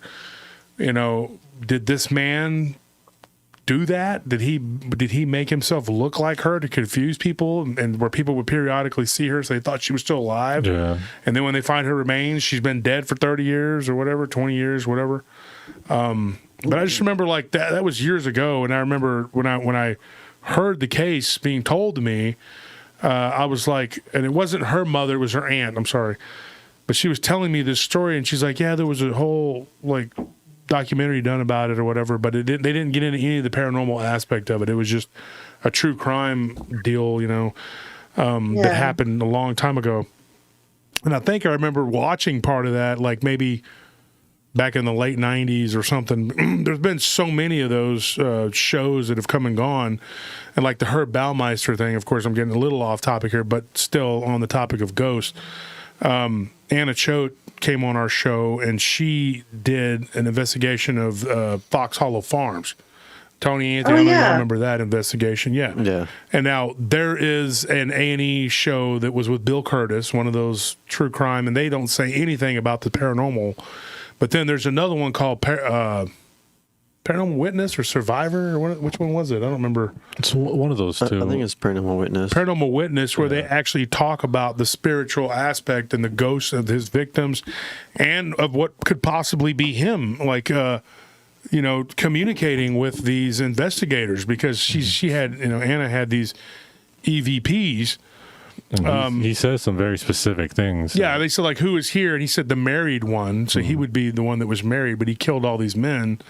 And of course, he that was his sexual preference was men, and he killed. I believe men. he was the only married one out of the group. People. Yeah, he was, because all of them were single guys. They were all gay, but he was killing them. But he was, and then they interviewed the wife, and she's like, I had no idea. Like, really?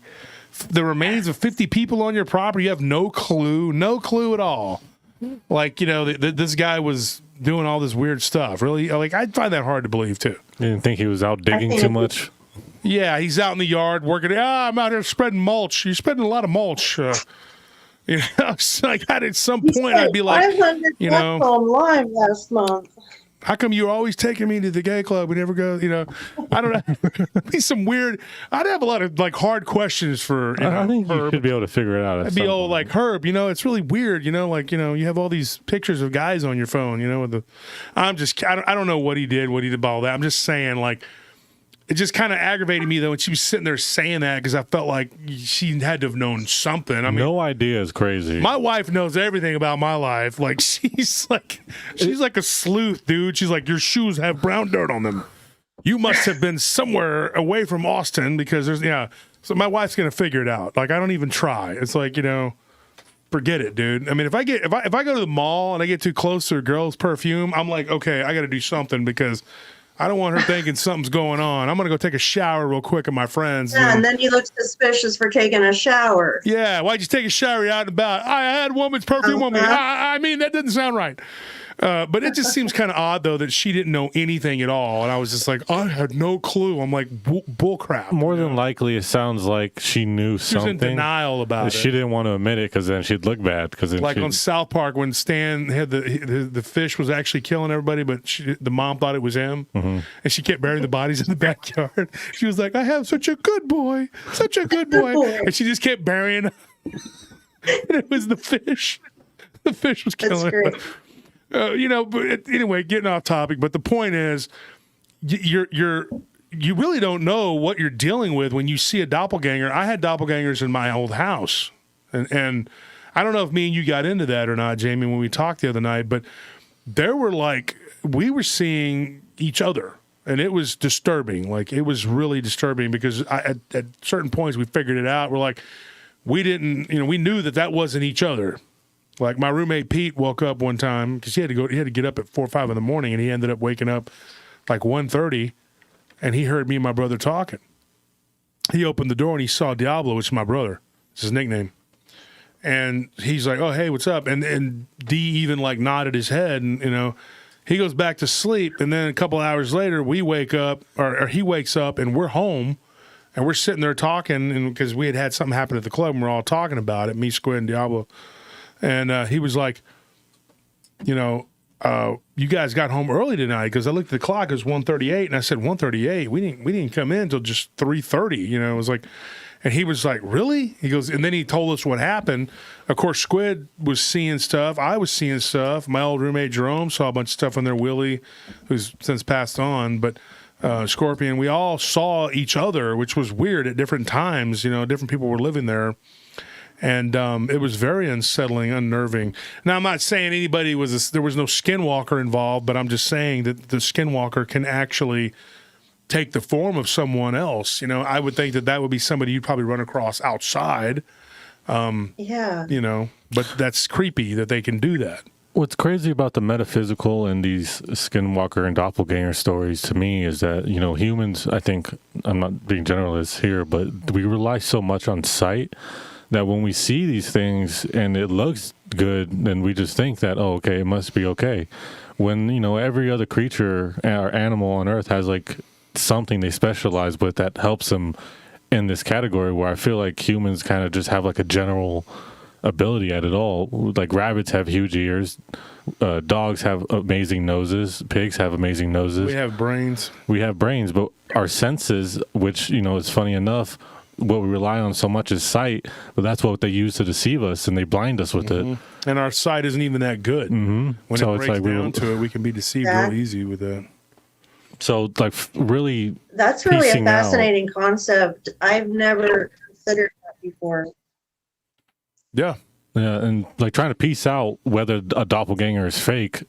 How are you supposed to tell if it looks exactly how it's supposed to, and it talks and sounds like it's supposed to? How are you really supposed to be able to tell?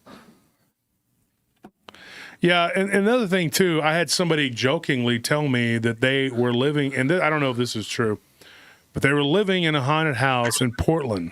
Okay, this was recently, and at first I laughed because I thought the person was joking, and he was living with his brother and his brother's wife, and then one of their friends was a tenant there too, and it was a big house. And he said, dude, they were seeing what they thought was a doppelganger. So at one point, he went into the kitchen in the middle of the night thinking that this was a fake version of the roommate. And so he goes, dude, I'm just going to take a chance, and I'm just going to throw a punch. And at the point he said that, I started laughing, and I was like, his name is Jacob. He's a good guy. I've known him for a while. He's not, I've known him in my real life. He was a bouncer, and I thought, Jake, no way you actually hit the guy. He said, yeah, I did. Turned out it was his actual roommate. So I wouldn't recommend just going like this. I know you're a doppelganger, or like this guy was telling me, and Tony, about told us that he was dealing with a reptilian at the bank that he knew that one of the bank tellers was different. And we were like, whatever you do, please don't scream and yell at the bank and call this person out and be like, Josh Turner said on his show that you're reptilians, And I'm like, please don't, because you will be in big trouble. If you make I a don't think you're scene. going to get a loan if you're calling this guy a reptile. You're probably just going to get arrested or maybe even shot if you act a fool. And I just was like, dude, and he goes, I just wanted to call her out on it. I'm like, okay. Yeah, okay, you saw eyes do something weird. Please don't scream and yell, and because something could happen and then you're in big trouble. And nobody's going to believe your story that that's a lizard person right there, okay? So I just was kind of like giving people the disclaimer here. I'm telling you folks, don't, Well, also, the people that do believe your story about it either want to keep you silent or can't help you in the way. We can't help you even if we do believe you. Like this one guy said, this cop pulled me over, and I got in trouble, and I'm like, okay, yeah, well, what was, what'd you do? It was a reptilian, and he knew I knew, and I'm like, okay, can you prove it? No, okay, so you're just mad that a cop gave you a ticket. Maybe, maybe not, but the last thing you want to do is start screaming at law enforcement officers, about how you know that they're a reptilian. Really just screaming at anyone in general that they're reptiles. Some people you can. Yeah. Like a homeless guy under the bridge, you'd be like, you're a reptilian. I doubt he's going to come after you. Mm-hmm. But a police officer may just tell you to get out and start doing all kinds of, you know what? Who knows what's going to happen? You know what I mean? Definitely end up in the back of the cop car. Exactly. At least on a, what is it now, 48 to 72 hour hold for mental instability. Exactly. Yeah, 5150. There you go. Or you're going to end up in big trouble in some other ways because they're going to find something, wrong with your tail light or something. They call you in as a witness in the court case. Me? Yeah. Like you're a professional talker of weird stuff. That's what they're going to call me in for? According to him, you're an expert on reptiles. I look at the judge, and I'm like Fear and Loathing. I know what you're up to, man. You sit there looking straight ahead, loaded with LS. I'm joking, folks. I would never do that in a court of law, or even in my house. I don't do that. Those things I did way back in the past, like last weekend, dude. I don't do that stuff no more. That's the past. It's the past. I don't do any of that stuff. I haven't done anything in forever. I haven't committed crimes since 2006. But anyway, Ben Full Hat, thank you for that donation. We appreciate it here. So let me ask you this, Jamie. With this stuff that was going on, you were in different houses, living in different places, and you had this stuff kind of following you? I mean, the whole time? Like always? It's always been there? Or? It's always been there. It's still there. So what do you, I mean, does it, like, what is the most terrifying thing that's happened to you? I personally haven't had anything terrifying. Nothing terrifying. Oh, that's good. Mm-hmm. I mean, everything's been pretty cool. Whoa, okay. So that changes everything. So everything that's happened to you has been pretty tame, but or at least you can deal with it. Yeah, pretty mild. Like, you've heard Jason talk about his, where he had this paralyzing, horrible experience. I've never been touched by like a shadow person or anything like that. I've never been harmed. The closest I've had was being on the USS Hornet, and we were doing some investigations there, and I could feel some weird touches on my back and my lower back, but other than that, I've never had anything really unsettling happen. Wow. So, but something touches you don't think that's unsettling? No. Oh, okay. Yeah, you got. I don't want anything. I think she has the higher tolerance to it. You have a higher tolerance, my friend. That's what that is. Yeah, I think just being used to it. And growing up with it. Going around. Oh, go ahead, Joe. Go ahead. I think just growing up and being used to it, it's just kind of grown with me and just feels normal. Oh, okay. So someone that, like, you're someone that's had that happen so much that you're just, it's kind of like abnormal becomes normal to you? Yeah. You're like desensitized to paranormal activity of that sort. Yeah. And I think that's why I do kind of well sometimes, because I don't get that fear in me that some people get, and I don't let the fear come over me. I'm pretty good at controlling that. And I've learned to control it over the years. Yeah, because honestly, if you're afraid, they feed on the fear. Exactly. That's and you're basically giving them a nourishment, these parasitic entities. Is that what you think we're dealing with, like some sort of parasitic entities that are able to manipulate us, like on a spiritual level that of course it manifests physically and then mentally. Is that what you think is going on? I think there are cases where, and I refer to them as negatives. Some people could go right to the demons and everything. Not saying there aren't demonic situations that happen to people, but I think the most part they are negatives. And for whatever reason, I think they do feed off of fear. They feed off of other people's energy. And the more that you scare them, I think it kind of amps them up or charges them up somehow. I think there's just a lot of different things. So how are we supposed to ascertain which ones are okay, which ones aren't? I mean, usually your gut tells. Okay.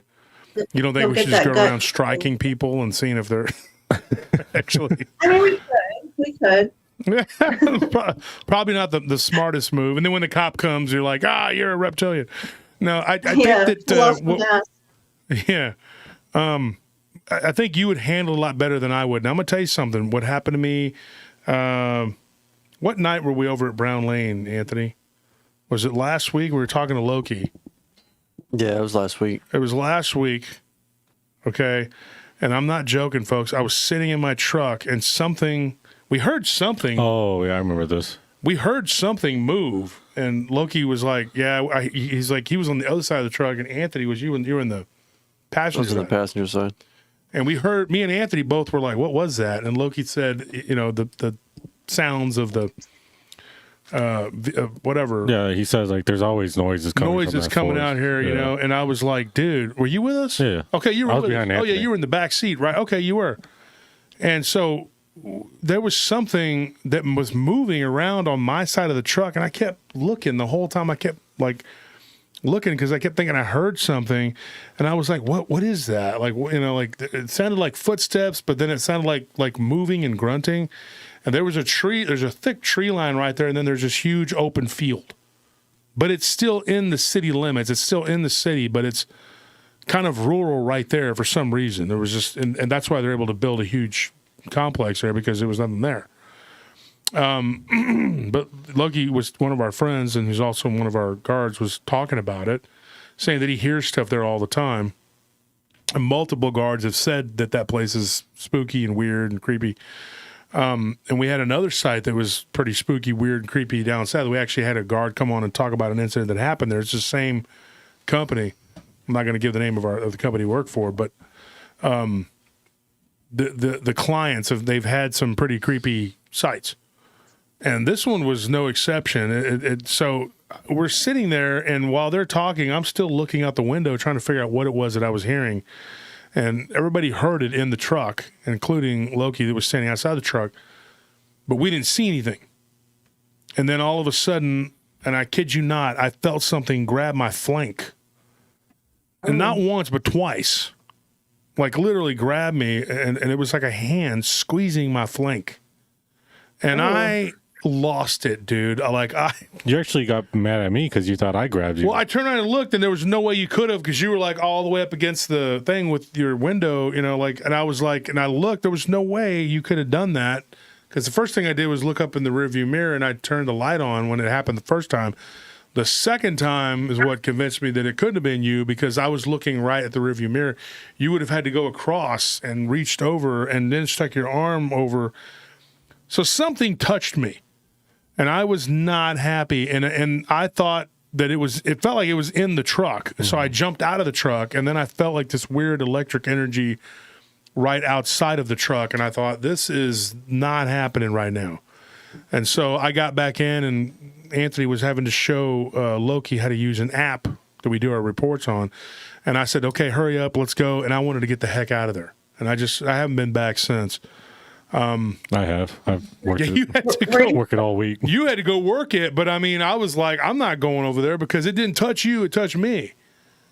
Were you You know? driving when it happened?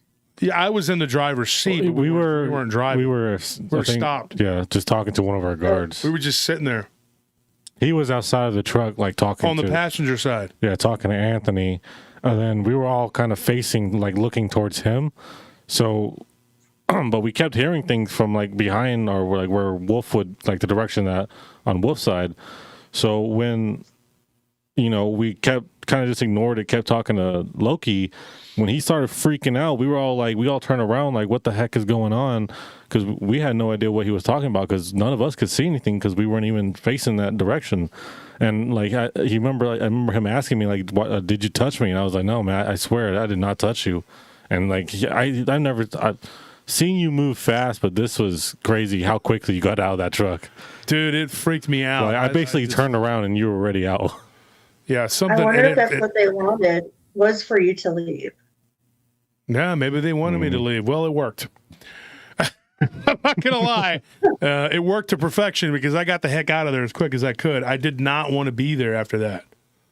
That would be unsettling. Do what? That would definitely be unsettling. Mm-hmm. So something like that happened to you, you'd be freaked out too, right? I would.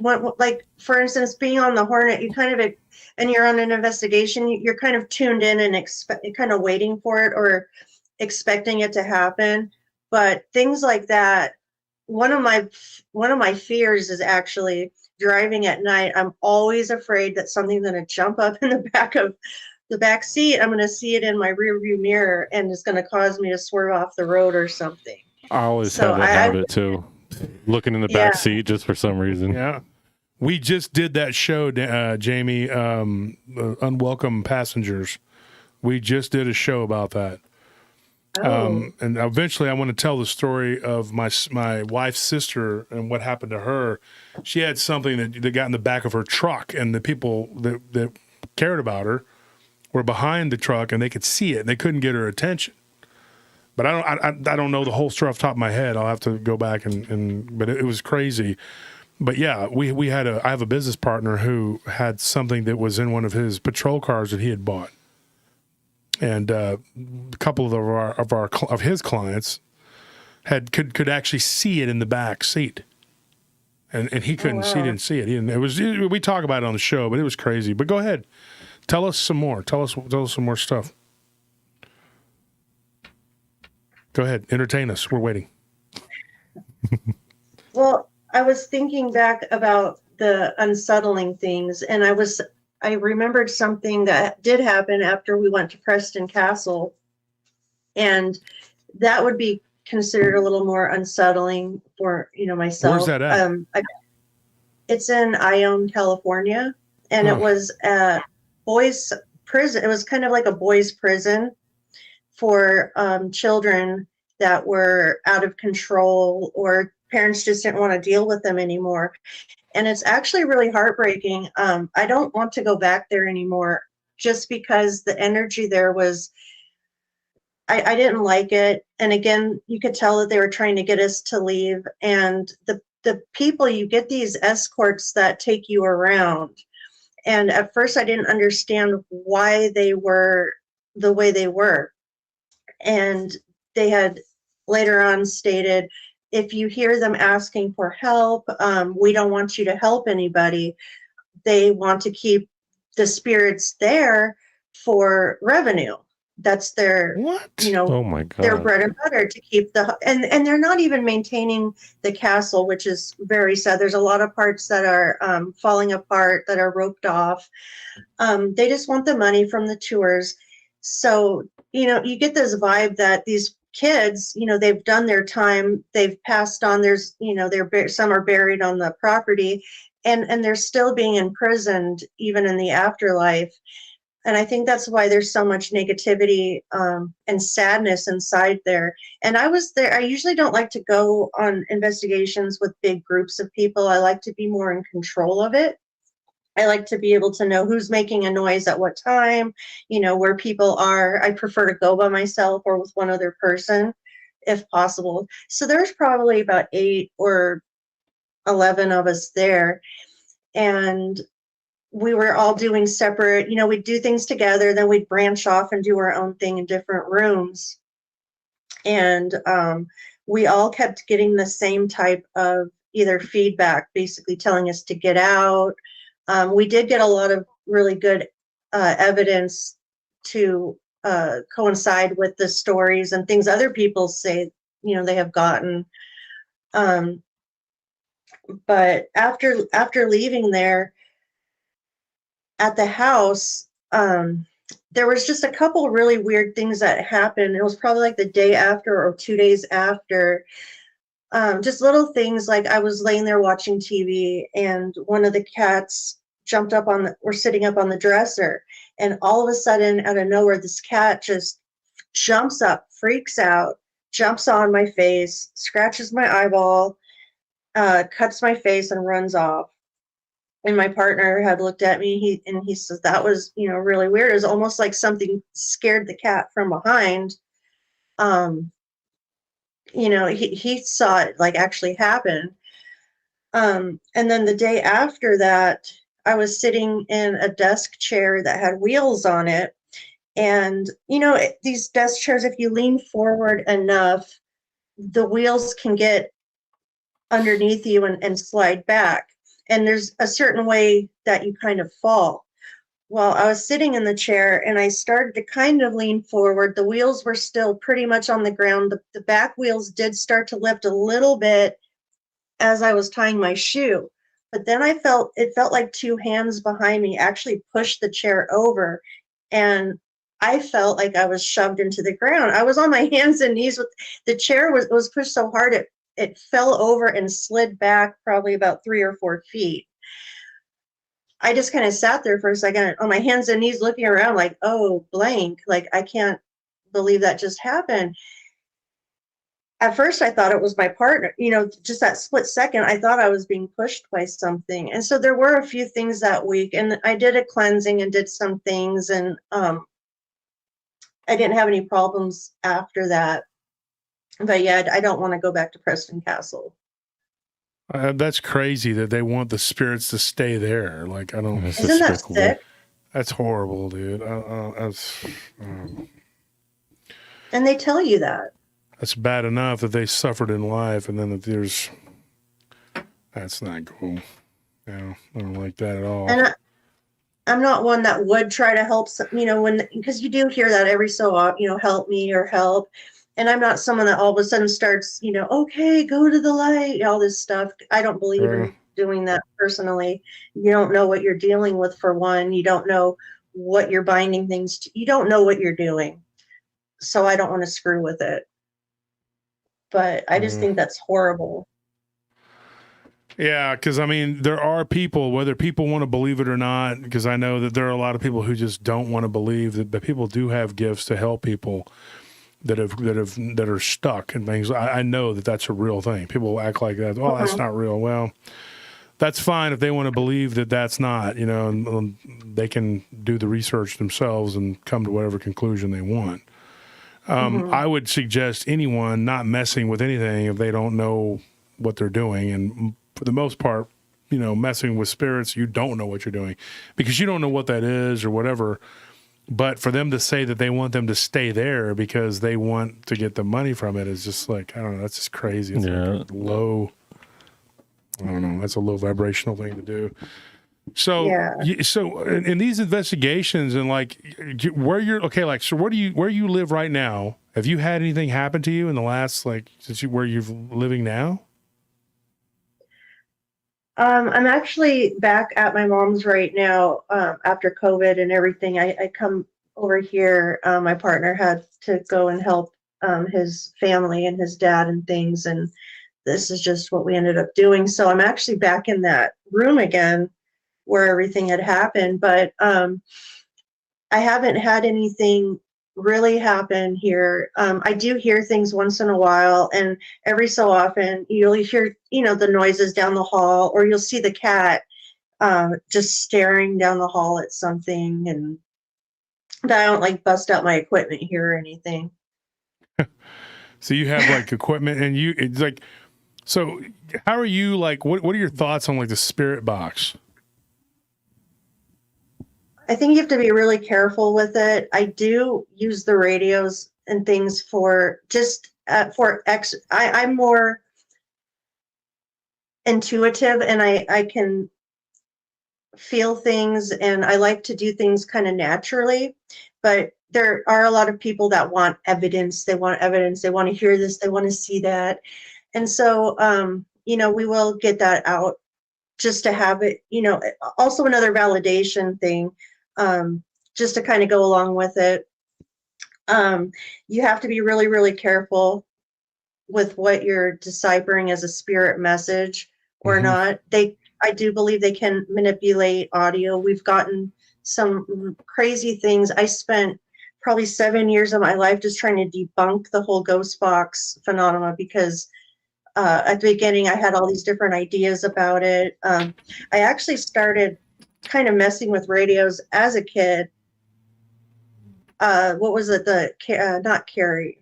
Which was it with the Christine, the car? Christine, And the car, the yeah. radio.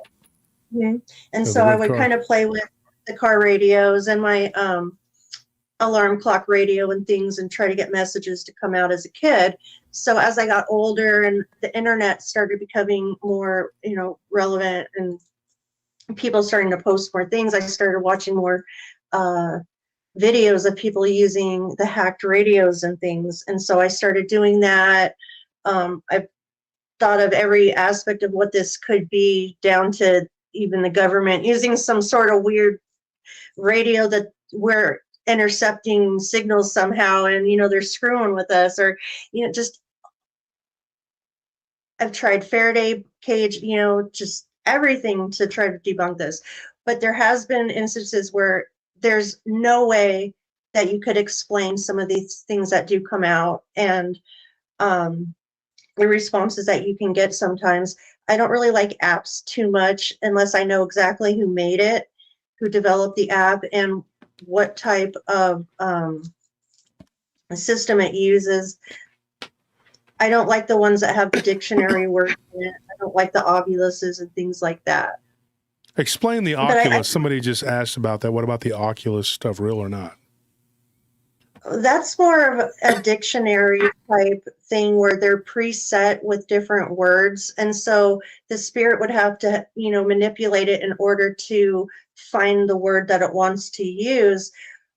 Now, the random ones like that, I think, could have something to it. You could get lucky and it could happen to say something that has to do with what you're talking about, and or the location. But certain ghost shows on TV use one that you can actually delete the entire database out of it, the whole dictionary, and then input the words that you want to go in there. So if something triggers it, it's going to trigger one of the words that you put in there. So, of course, chances are, if you're doing something and say you're at Bonnie Springs Ranch and you type in Bonnie Springs and, different things, you can ask, where are we? You can actually hit your phone, have somebody text your phone. It'll go off, make this device go off, and it'll say Bonnie Springs Ranch. And then, we've got the most compelling evidence ever. So I don't really like to use those things. Yeah, and how really reliable can you get a ghost from like the 1800s to use an iPhone? I mean, we have grandpas today that can't do it. So, well, I mean, earlier somebody had mentioned in the comments about your mom with the gown that it sounded like it was from the 1800s. That's what I was thinking of too. Yeah, and so I mean, a spirit that's like you said, if it's something that's old, I mean, how is it going to know? But I mean, I've heard of people going on investigations and going to this one place out in the woods, and they were using one of those where the thing goes, here, whatever. And they were telling the people that they were demons. Basically said, hey, we're demons. I mean, and there was multiple. And they said that they liked their little contraption that helped them communicate with them. So I thought that was pretty... That's pretty scary. I mean, an entity is saying it's a demon's pop because you know it as a demon, which is like a Nephilim, which when they were destroyed, they all became demons. People, Christians in particular, have a habit of labeling everything a demon. Even a fallen angel. A fallen angel is not a demon. That's a fallen angel. That's a completely different thing. And they'll be like, I can cast out demons. Yeah, okay. And then when you come across a fallen angel, it's literally in the name. which is just has a very, very powerful. You have to have God. There is no other way. There's nothing you can do. Just people have told me they've cast out fallen angels and stuff like that. And I'm like, yeah, I remain dubious on that. I mean, you might have cast out some demons. Even that, like, still, like, you're not really doing it. There's some really powerful things out there that you can't be messing with. Even evil spirits of people. I mean, you don't know what you're dealing with, and people they have negative. Yeah. There's some. Well, I just don't like people that say I cast out clean. anyway. Yeah, you don't cast out anything. You do it. Christ does it, or you have someone. You have to use a name because that's not how it works, and you yourself don't really have the power to do any of that. It's just people believe they're very arrogant and they believe that they can do that. But that's going to be an issue. Like it says in Revelations, they say, "Oh, we cast out demons in your name," and Christ is like, "I never knew you." So there's people going around doing that now that have shows and stuff too, and they're talking about how they're very powerful and they can cast out demons and they can do all this and they can do all that. And I'm like, yeah, okay. Your blood still runs red. So that gets the likes. Yeah. Yeah, they have to make themselves seem special, but you got some people going on these shows.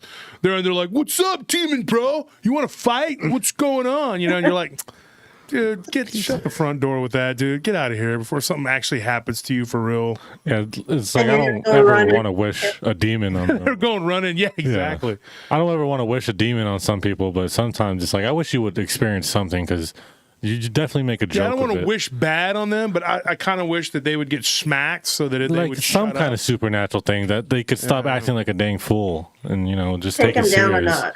Yeah, exactly. And then, of course, they can just edit that out.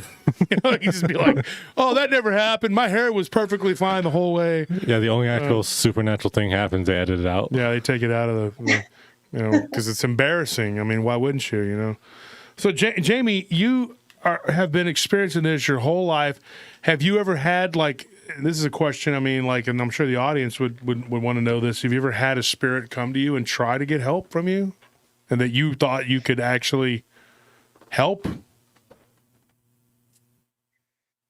In different ways, I have. And there's been times I've actually helped work with people to find missing people.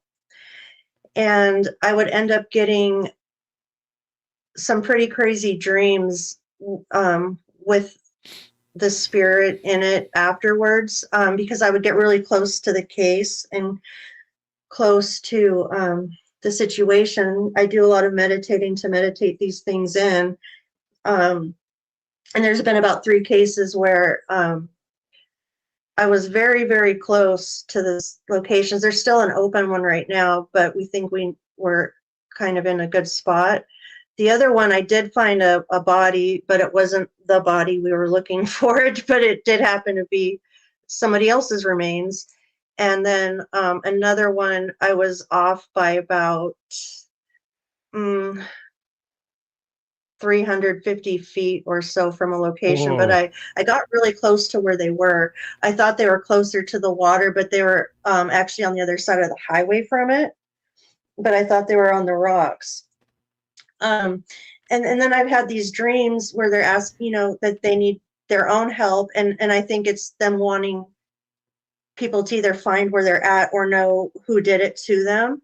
Mm-hmm. And then when it comes to dreams like that, I've had visitation dreams. I get them from relatives and things after they pass. I get them from my dad. And it's a different feeling when you have them visiting you in a dream. One thing I notice is there's eye contact, and I don't normally have eye contact in my dreams regularly. Sometimes I wonder, though, if it's because I'm so involved in it, I just happen to be dreaming these things. So I couldn't be 100% sure. But I have, tried to do what I can to give mostly them rest and peace. Their families, I do it mostly for the families to give them resolution and peace. because I think it'd be horrible to, have somebody out there not know where they're at. Yeah.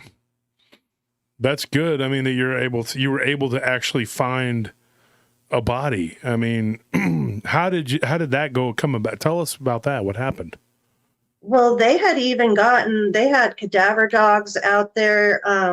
They did soil samples. So I knew that, we had to be pretty sure about this before resources got sent out. And it was in Florida where this person they are still missing. It just sounds crazy. I actually did use a ghost box to help me.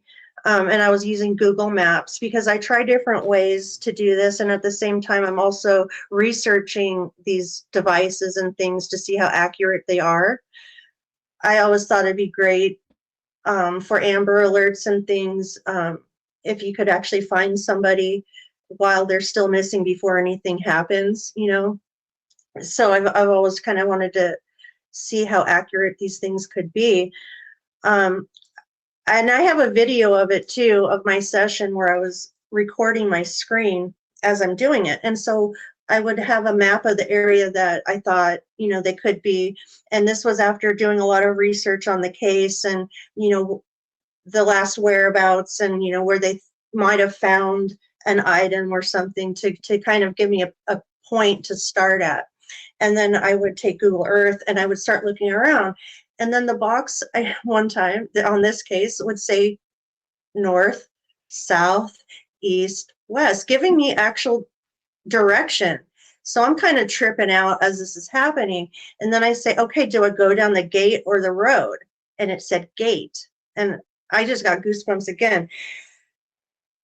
So I had sent this all to, the people I was working with. I said, I don't know how relevant any of this is because there's still stuff that they didn't tell me either, that they would then listen to the stuff I had. And, they thought it was enough that they spent the resources to go out there. They did find what could have been remains. They found a bone. They had to have it analyzed because it's Florida. And when a body decomposes out there, there's so much greenery and just stuff growing. It actually will take the fluids from the body and the roots will take it to other spots in the soil. So it's kind of hard to find the exact spot, but they got the bone and they got the soil samples, realized it was a person, went back out there, found they took a metal detector and they did some sonar, found the spot, and they found some bones, did more testing, and it wasn't our person, but it was a person. So I don't know how that happened or if something else happened to come to me while I was doing this and thought that they could get help or, I have no idea. That is interesting. That's really interesting. And have you ever, let me ask you a few questions. Like we were talking earlier about Dogman. You know what that is, right? Oh, yeah. Yeah. And so have you ever had any encounters with that? You've had anything like that? No. I've never had any type of cryptoid or any experiences like that. No Mothman. See, and I don't think they're cryptids. I don't think that's what they are. Or they just call them that because they're not. But we were discussing it earlier before you came on the show about whether they're flesh and blood or of a spiritual nature or something in between, And so knowing what you know and what you've dealt with now and knowing as much as you've encountered with the spirit world, is it likely that these things are some sort of spiritual entity that can manifest as physical? Or what do you think's going on with that? If you had to say from your perspective. I think that sounds more like it. I think it's something definitely spiritual. Mm-hmm. And people also have this opinion that they don't think that these things can attack you. Just because I haven't physically gone through it myself with an attack, I know people that have had it happen. And the people that have told me these things, I trust. So I can't say, it hasn't happened. I also think that if they can't attack you, reach out and grab you, say, and do something, they can do things. Say you're walking across the stairs, you're at the top of the stairs, do something to scare you so that you do fall down and get hurt. So maybe things like that can happen also. So I definitely think they can attack you, they can hurt you. I think they can do things to your heart, to cause your heart to have people have heart attacks, I think. And I think that could be where people said died scared to death. Could have came from. Also, people die in their sleep too, like cardiac arrest and things like that. And I know that you leave your body at times when you're asleep. That's another thing that people have a hard time wrapping their minds around, that does happen. And I've been chased by things back into my body. And you can't really control it. Like, it just happens and you realize you're not in your body, and then something can show up. And so, I don't want to give anybody ammunition and say, oh, well, Wolf said he's going out of his body and running around.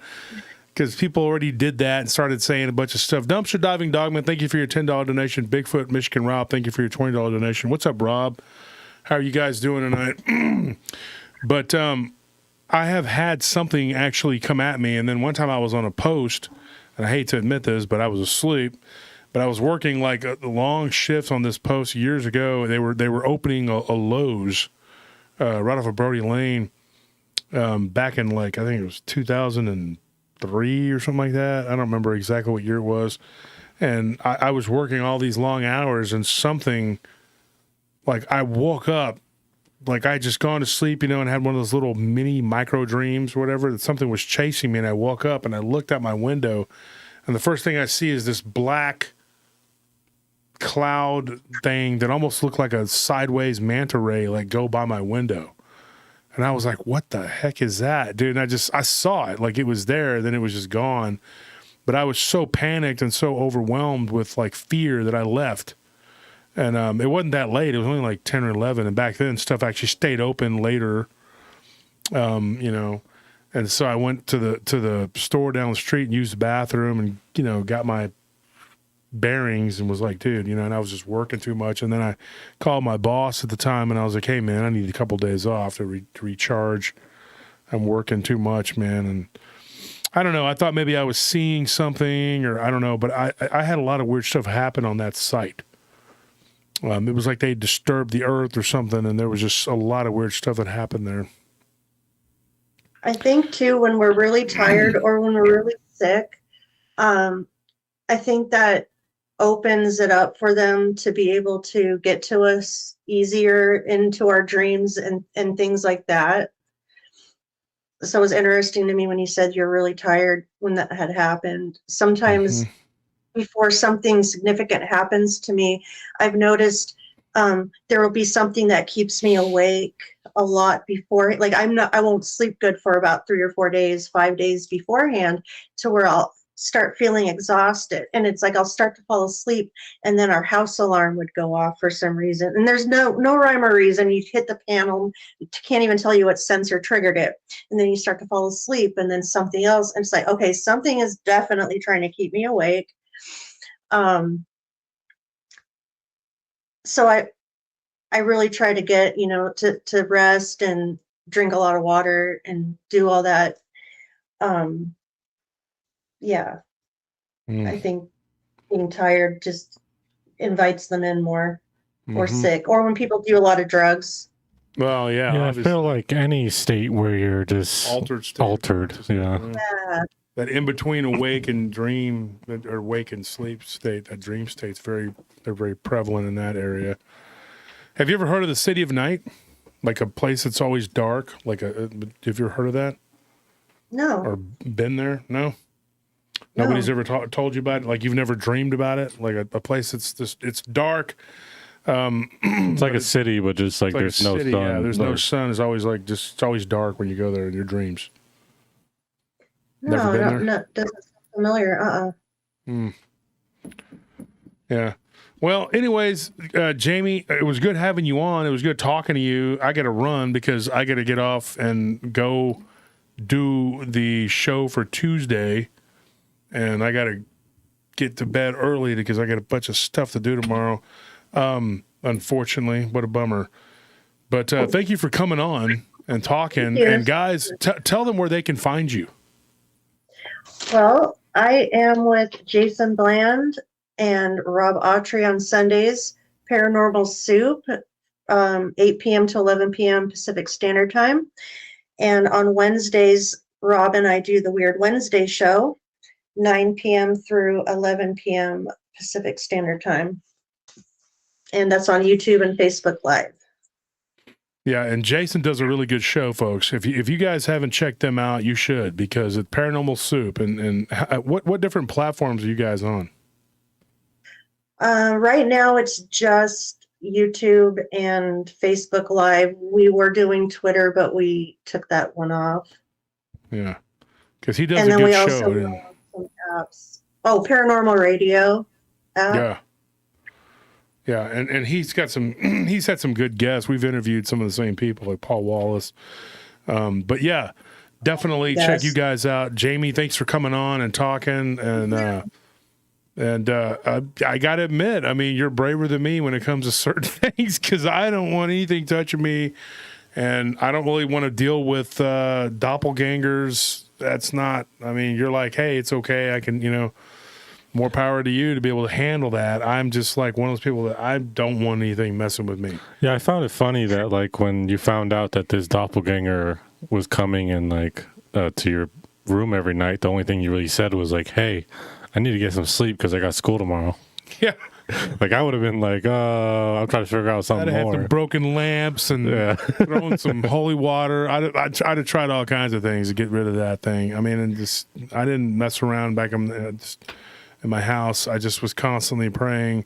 Of course, I was, constantly praying and then doing things that I shouldn't have been doing too. Like I drank a lot back then too. And it just wasn't a good scene, to be doing all that. But anyway, thank you for joining us tonight. Jamie, I'm going to let you go. Guys, check her out, Paranormal Soup with Jason Bland. He's a good guy. Had him on my show. And now Jamie's been on my show. So, and keep us posted. Keep in touch with me and let me know. Because I am going to be, when I'm done with the 2 books that I'm working on right now, I'm going to be working on a ghost book. May have to interview for that. Yeah, you'll have to come on a Paranormal Soup and talk about it. Mm-hmm. Definitely would like to come back. You guys were good hosts, gracious hosts. I know my fans travel well. They'll my listeners, they'll go and check it out, But yeah, it was good talking to you. So you take care of yourself. All right, thank you. Okay, thank you.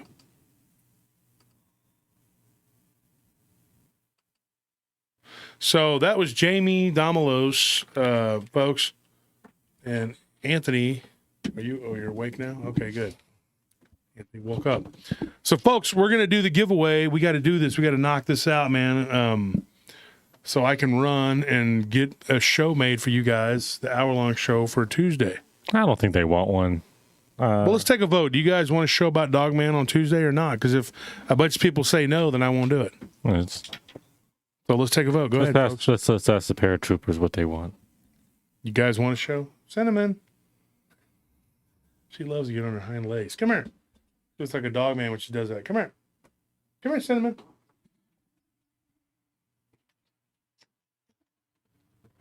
I bet if I had some lettuce, you'd come to me. I got any lettuce for her.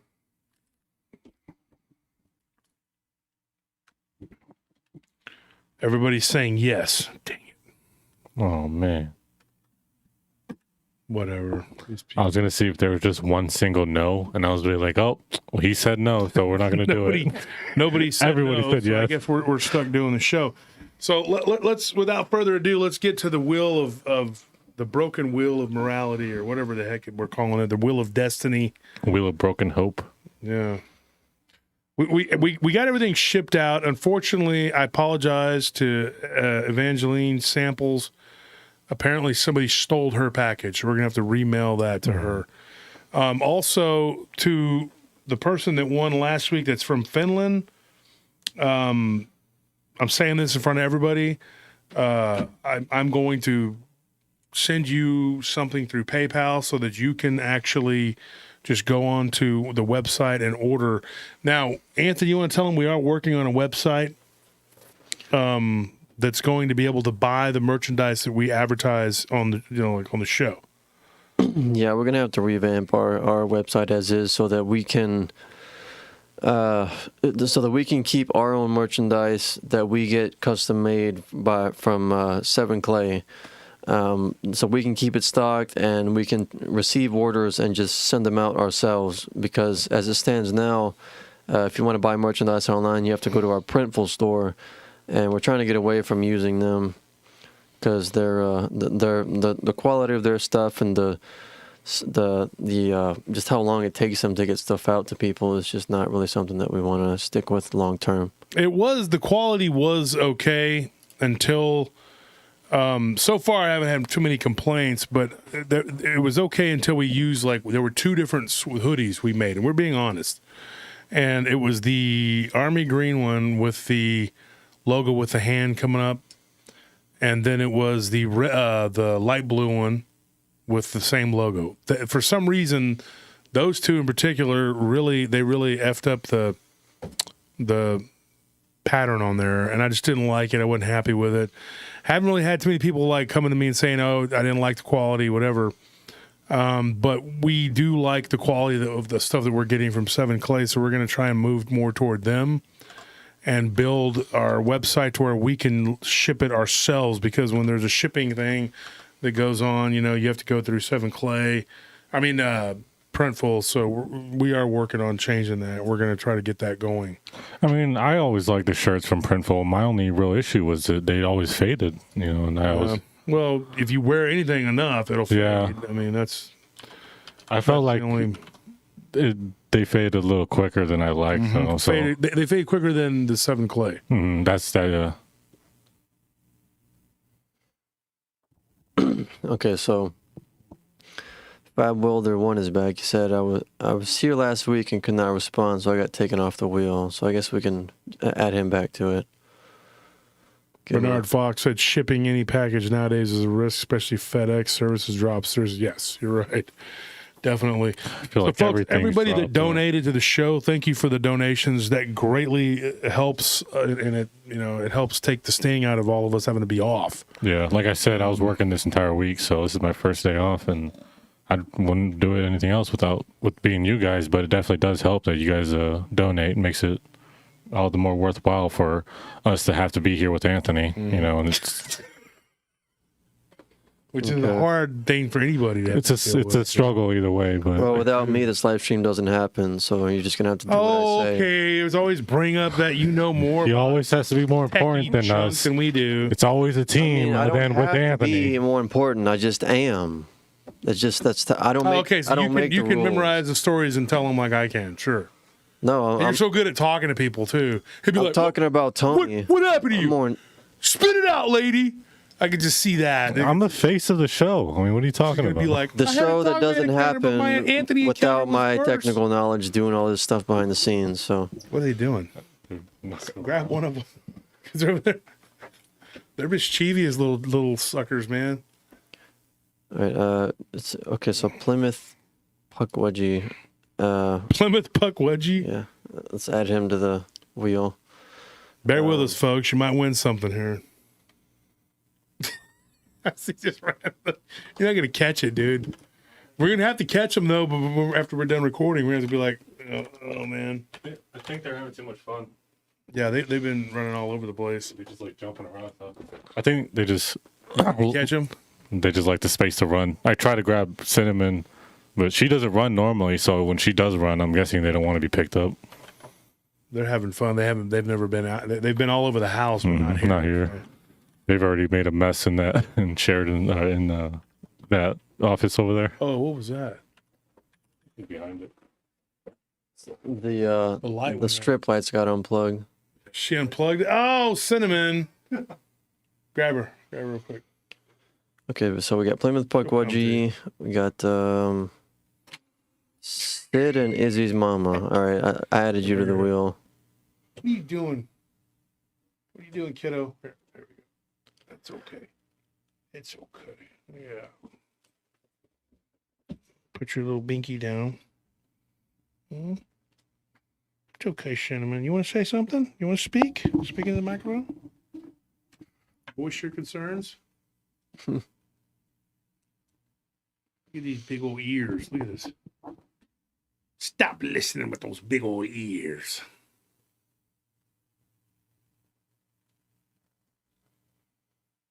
So yeah, and speaking of which, tonight we are going to do a giveaway. What do we got left for hoodies? If you're in a colder climate and you got a little bit of time left, there might be cold. April might be cold for a little bit. Let me know, and we can get you a hoodie, or we can do something shirt wise. Say if you live in like Arizona, Florida, place like that, we can get you a shirt. Say hi. Hi. It's almost Easter, so we've got the bunnies out here. And people are going to be like, Easter's not about bunnies. It was a pagan celebration of blah, blah, blah. Whatever, All right. You got to be telling me what they, whatever, dude. Don't All care. right, because if two words sound the same, then they must be the same. Ishtar and Easter. Yeah. Even though it wasn't called Easter, it was called Pascha. So it doesn't really hold weight. I'm not going to argue about it. Whatever. Let them believe whatever. Okay, so What are we giving away? The bunnies? We're not giving away the bunnies. did Nina Torres win at all? Because I don't know. Is she in the chat? yeah, because I think she. Nina, did you win? Don't lie. I think she was on the wheel last week, but I don't know if she won or not. She says, I want a hoodie. She Okay. says, no. Okay, well, let's go. Spin the wheel. Let's get it going. Okay. We're going to do it 3 times tonight. Press for time here, so we got to do it. All right, That's it. Let's go. okay. Roll it. Let's see. You're welcome, Rogue. That's the thing, though. I'm like everyone that's on the wheel might not be here right now.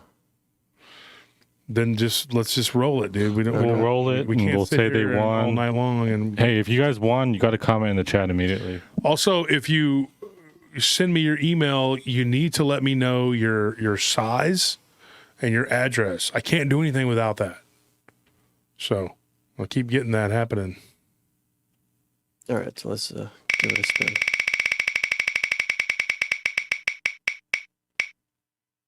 Oh, Plymouth Pukwudgie. So first Plymouth. winner. So Plymouth won. Write that down. Over here with my notes for the show we're going to do for Tuesday. Okay, so Plymouth, we got 2 more. Come on. Yeah.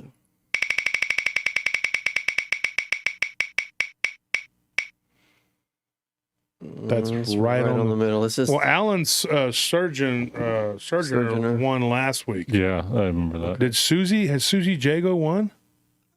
thought she did. I vaguely Yeah, remember. I think so. Susie, if you haven't, let us know. Was she in the chat? I haven't seen her in the chat. Then go ahead and do it again. She said no, she hasn't, and she was in the chat.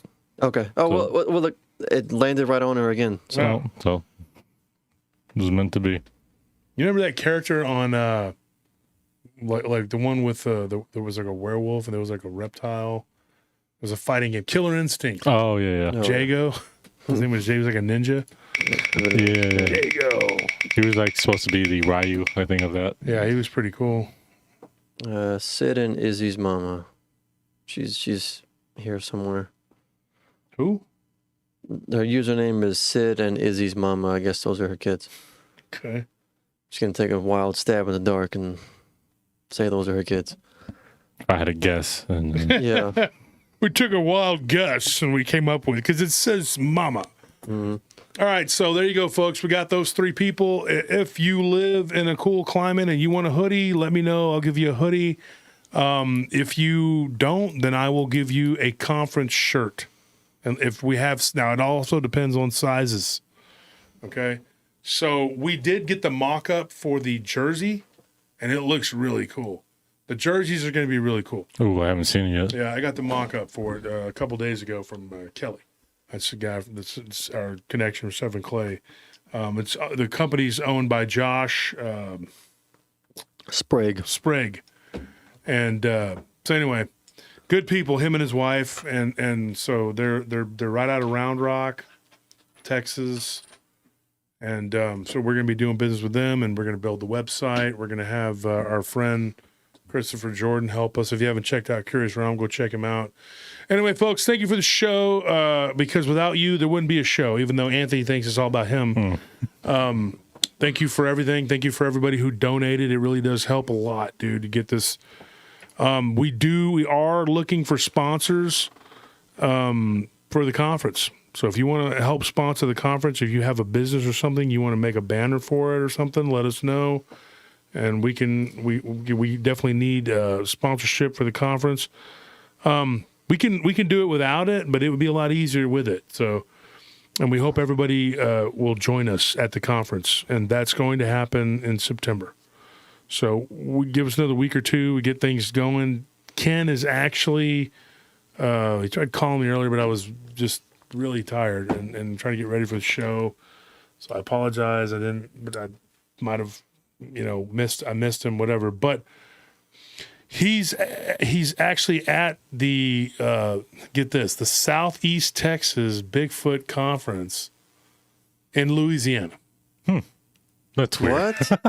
Okay, well, you remember last year we went to Mineola, remember? Yeah. And afterwards we ate dinner with Ken and Nick and all them. Okay, this conference is actually is in Louisiana, but it's the Southeast Texas Bigfoot Conference. Yeah, I don't make the rules. I just thought that was really weird. I was like, I think Lyle's there too. I'm not for sure, but I know they're all there. And I was just like, y'all are at a conference, Southeast Texas conference, and it's in Louisiana. I thought that was weird because, and then last year was Southeast Conference, and it was in Mineola, which is up in Northeast Texas. Yeah, let's just keep getting higher. I don't know what those people are doing with that. They need maybe next year, join our Southeast Conference in Canada. Yeah. I don't think they really thought through the name of it. They just kind of. Yeah, they kind of like forced their position when they named it that. Southeast Conference in Nicaragua. All right, folks. I'll let you guys go. Y'all have fun. Send me your stories. If you got some stories you want me to know, hear, whatever. I appreciate everybody who participated tonight. Thank you for the people that gave me the stories that we talked about earlier. And thank you to our guest, Jamie. And good night.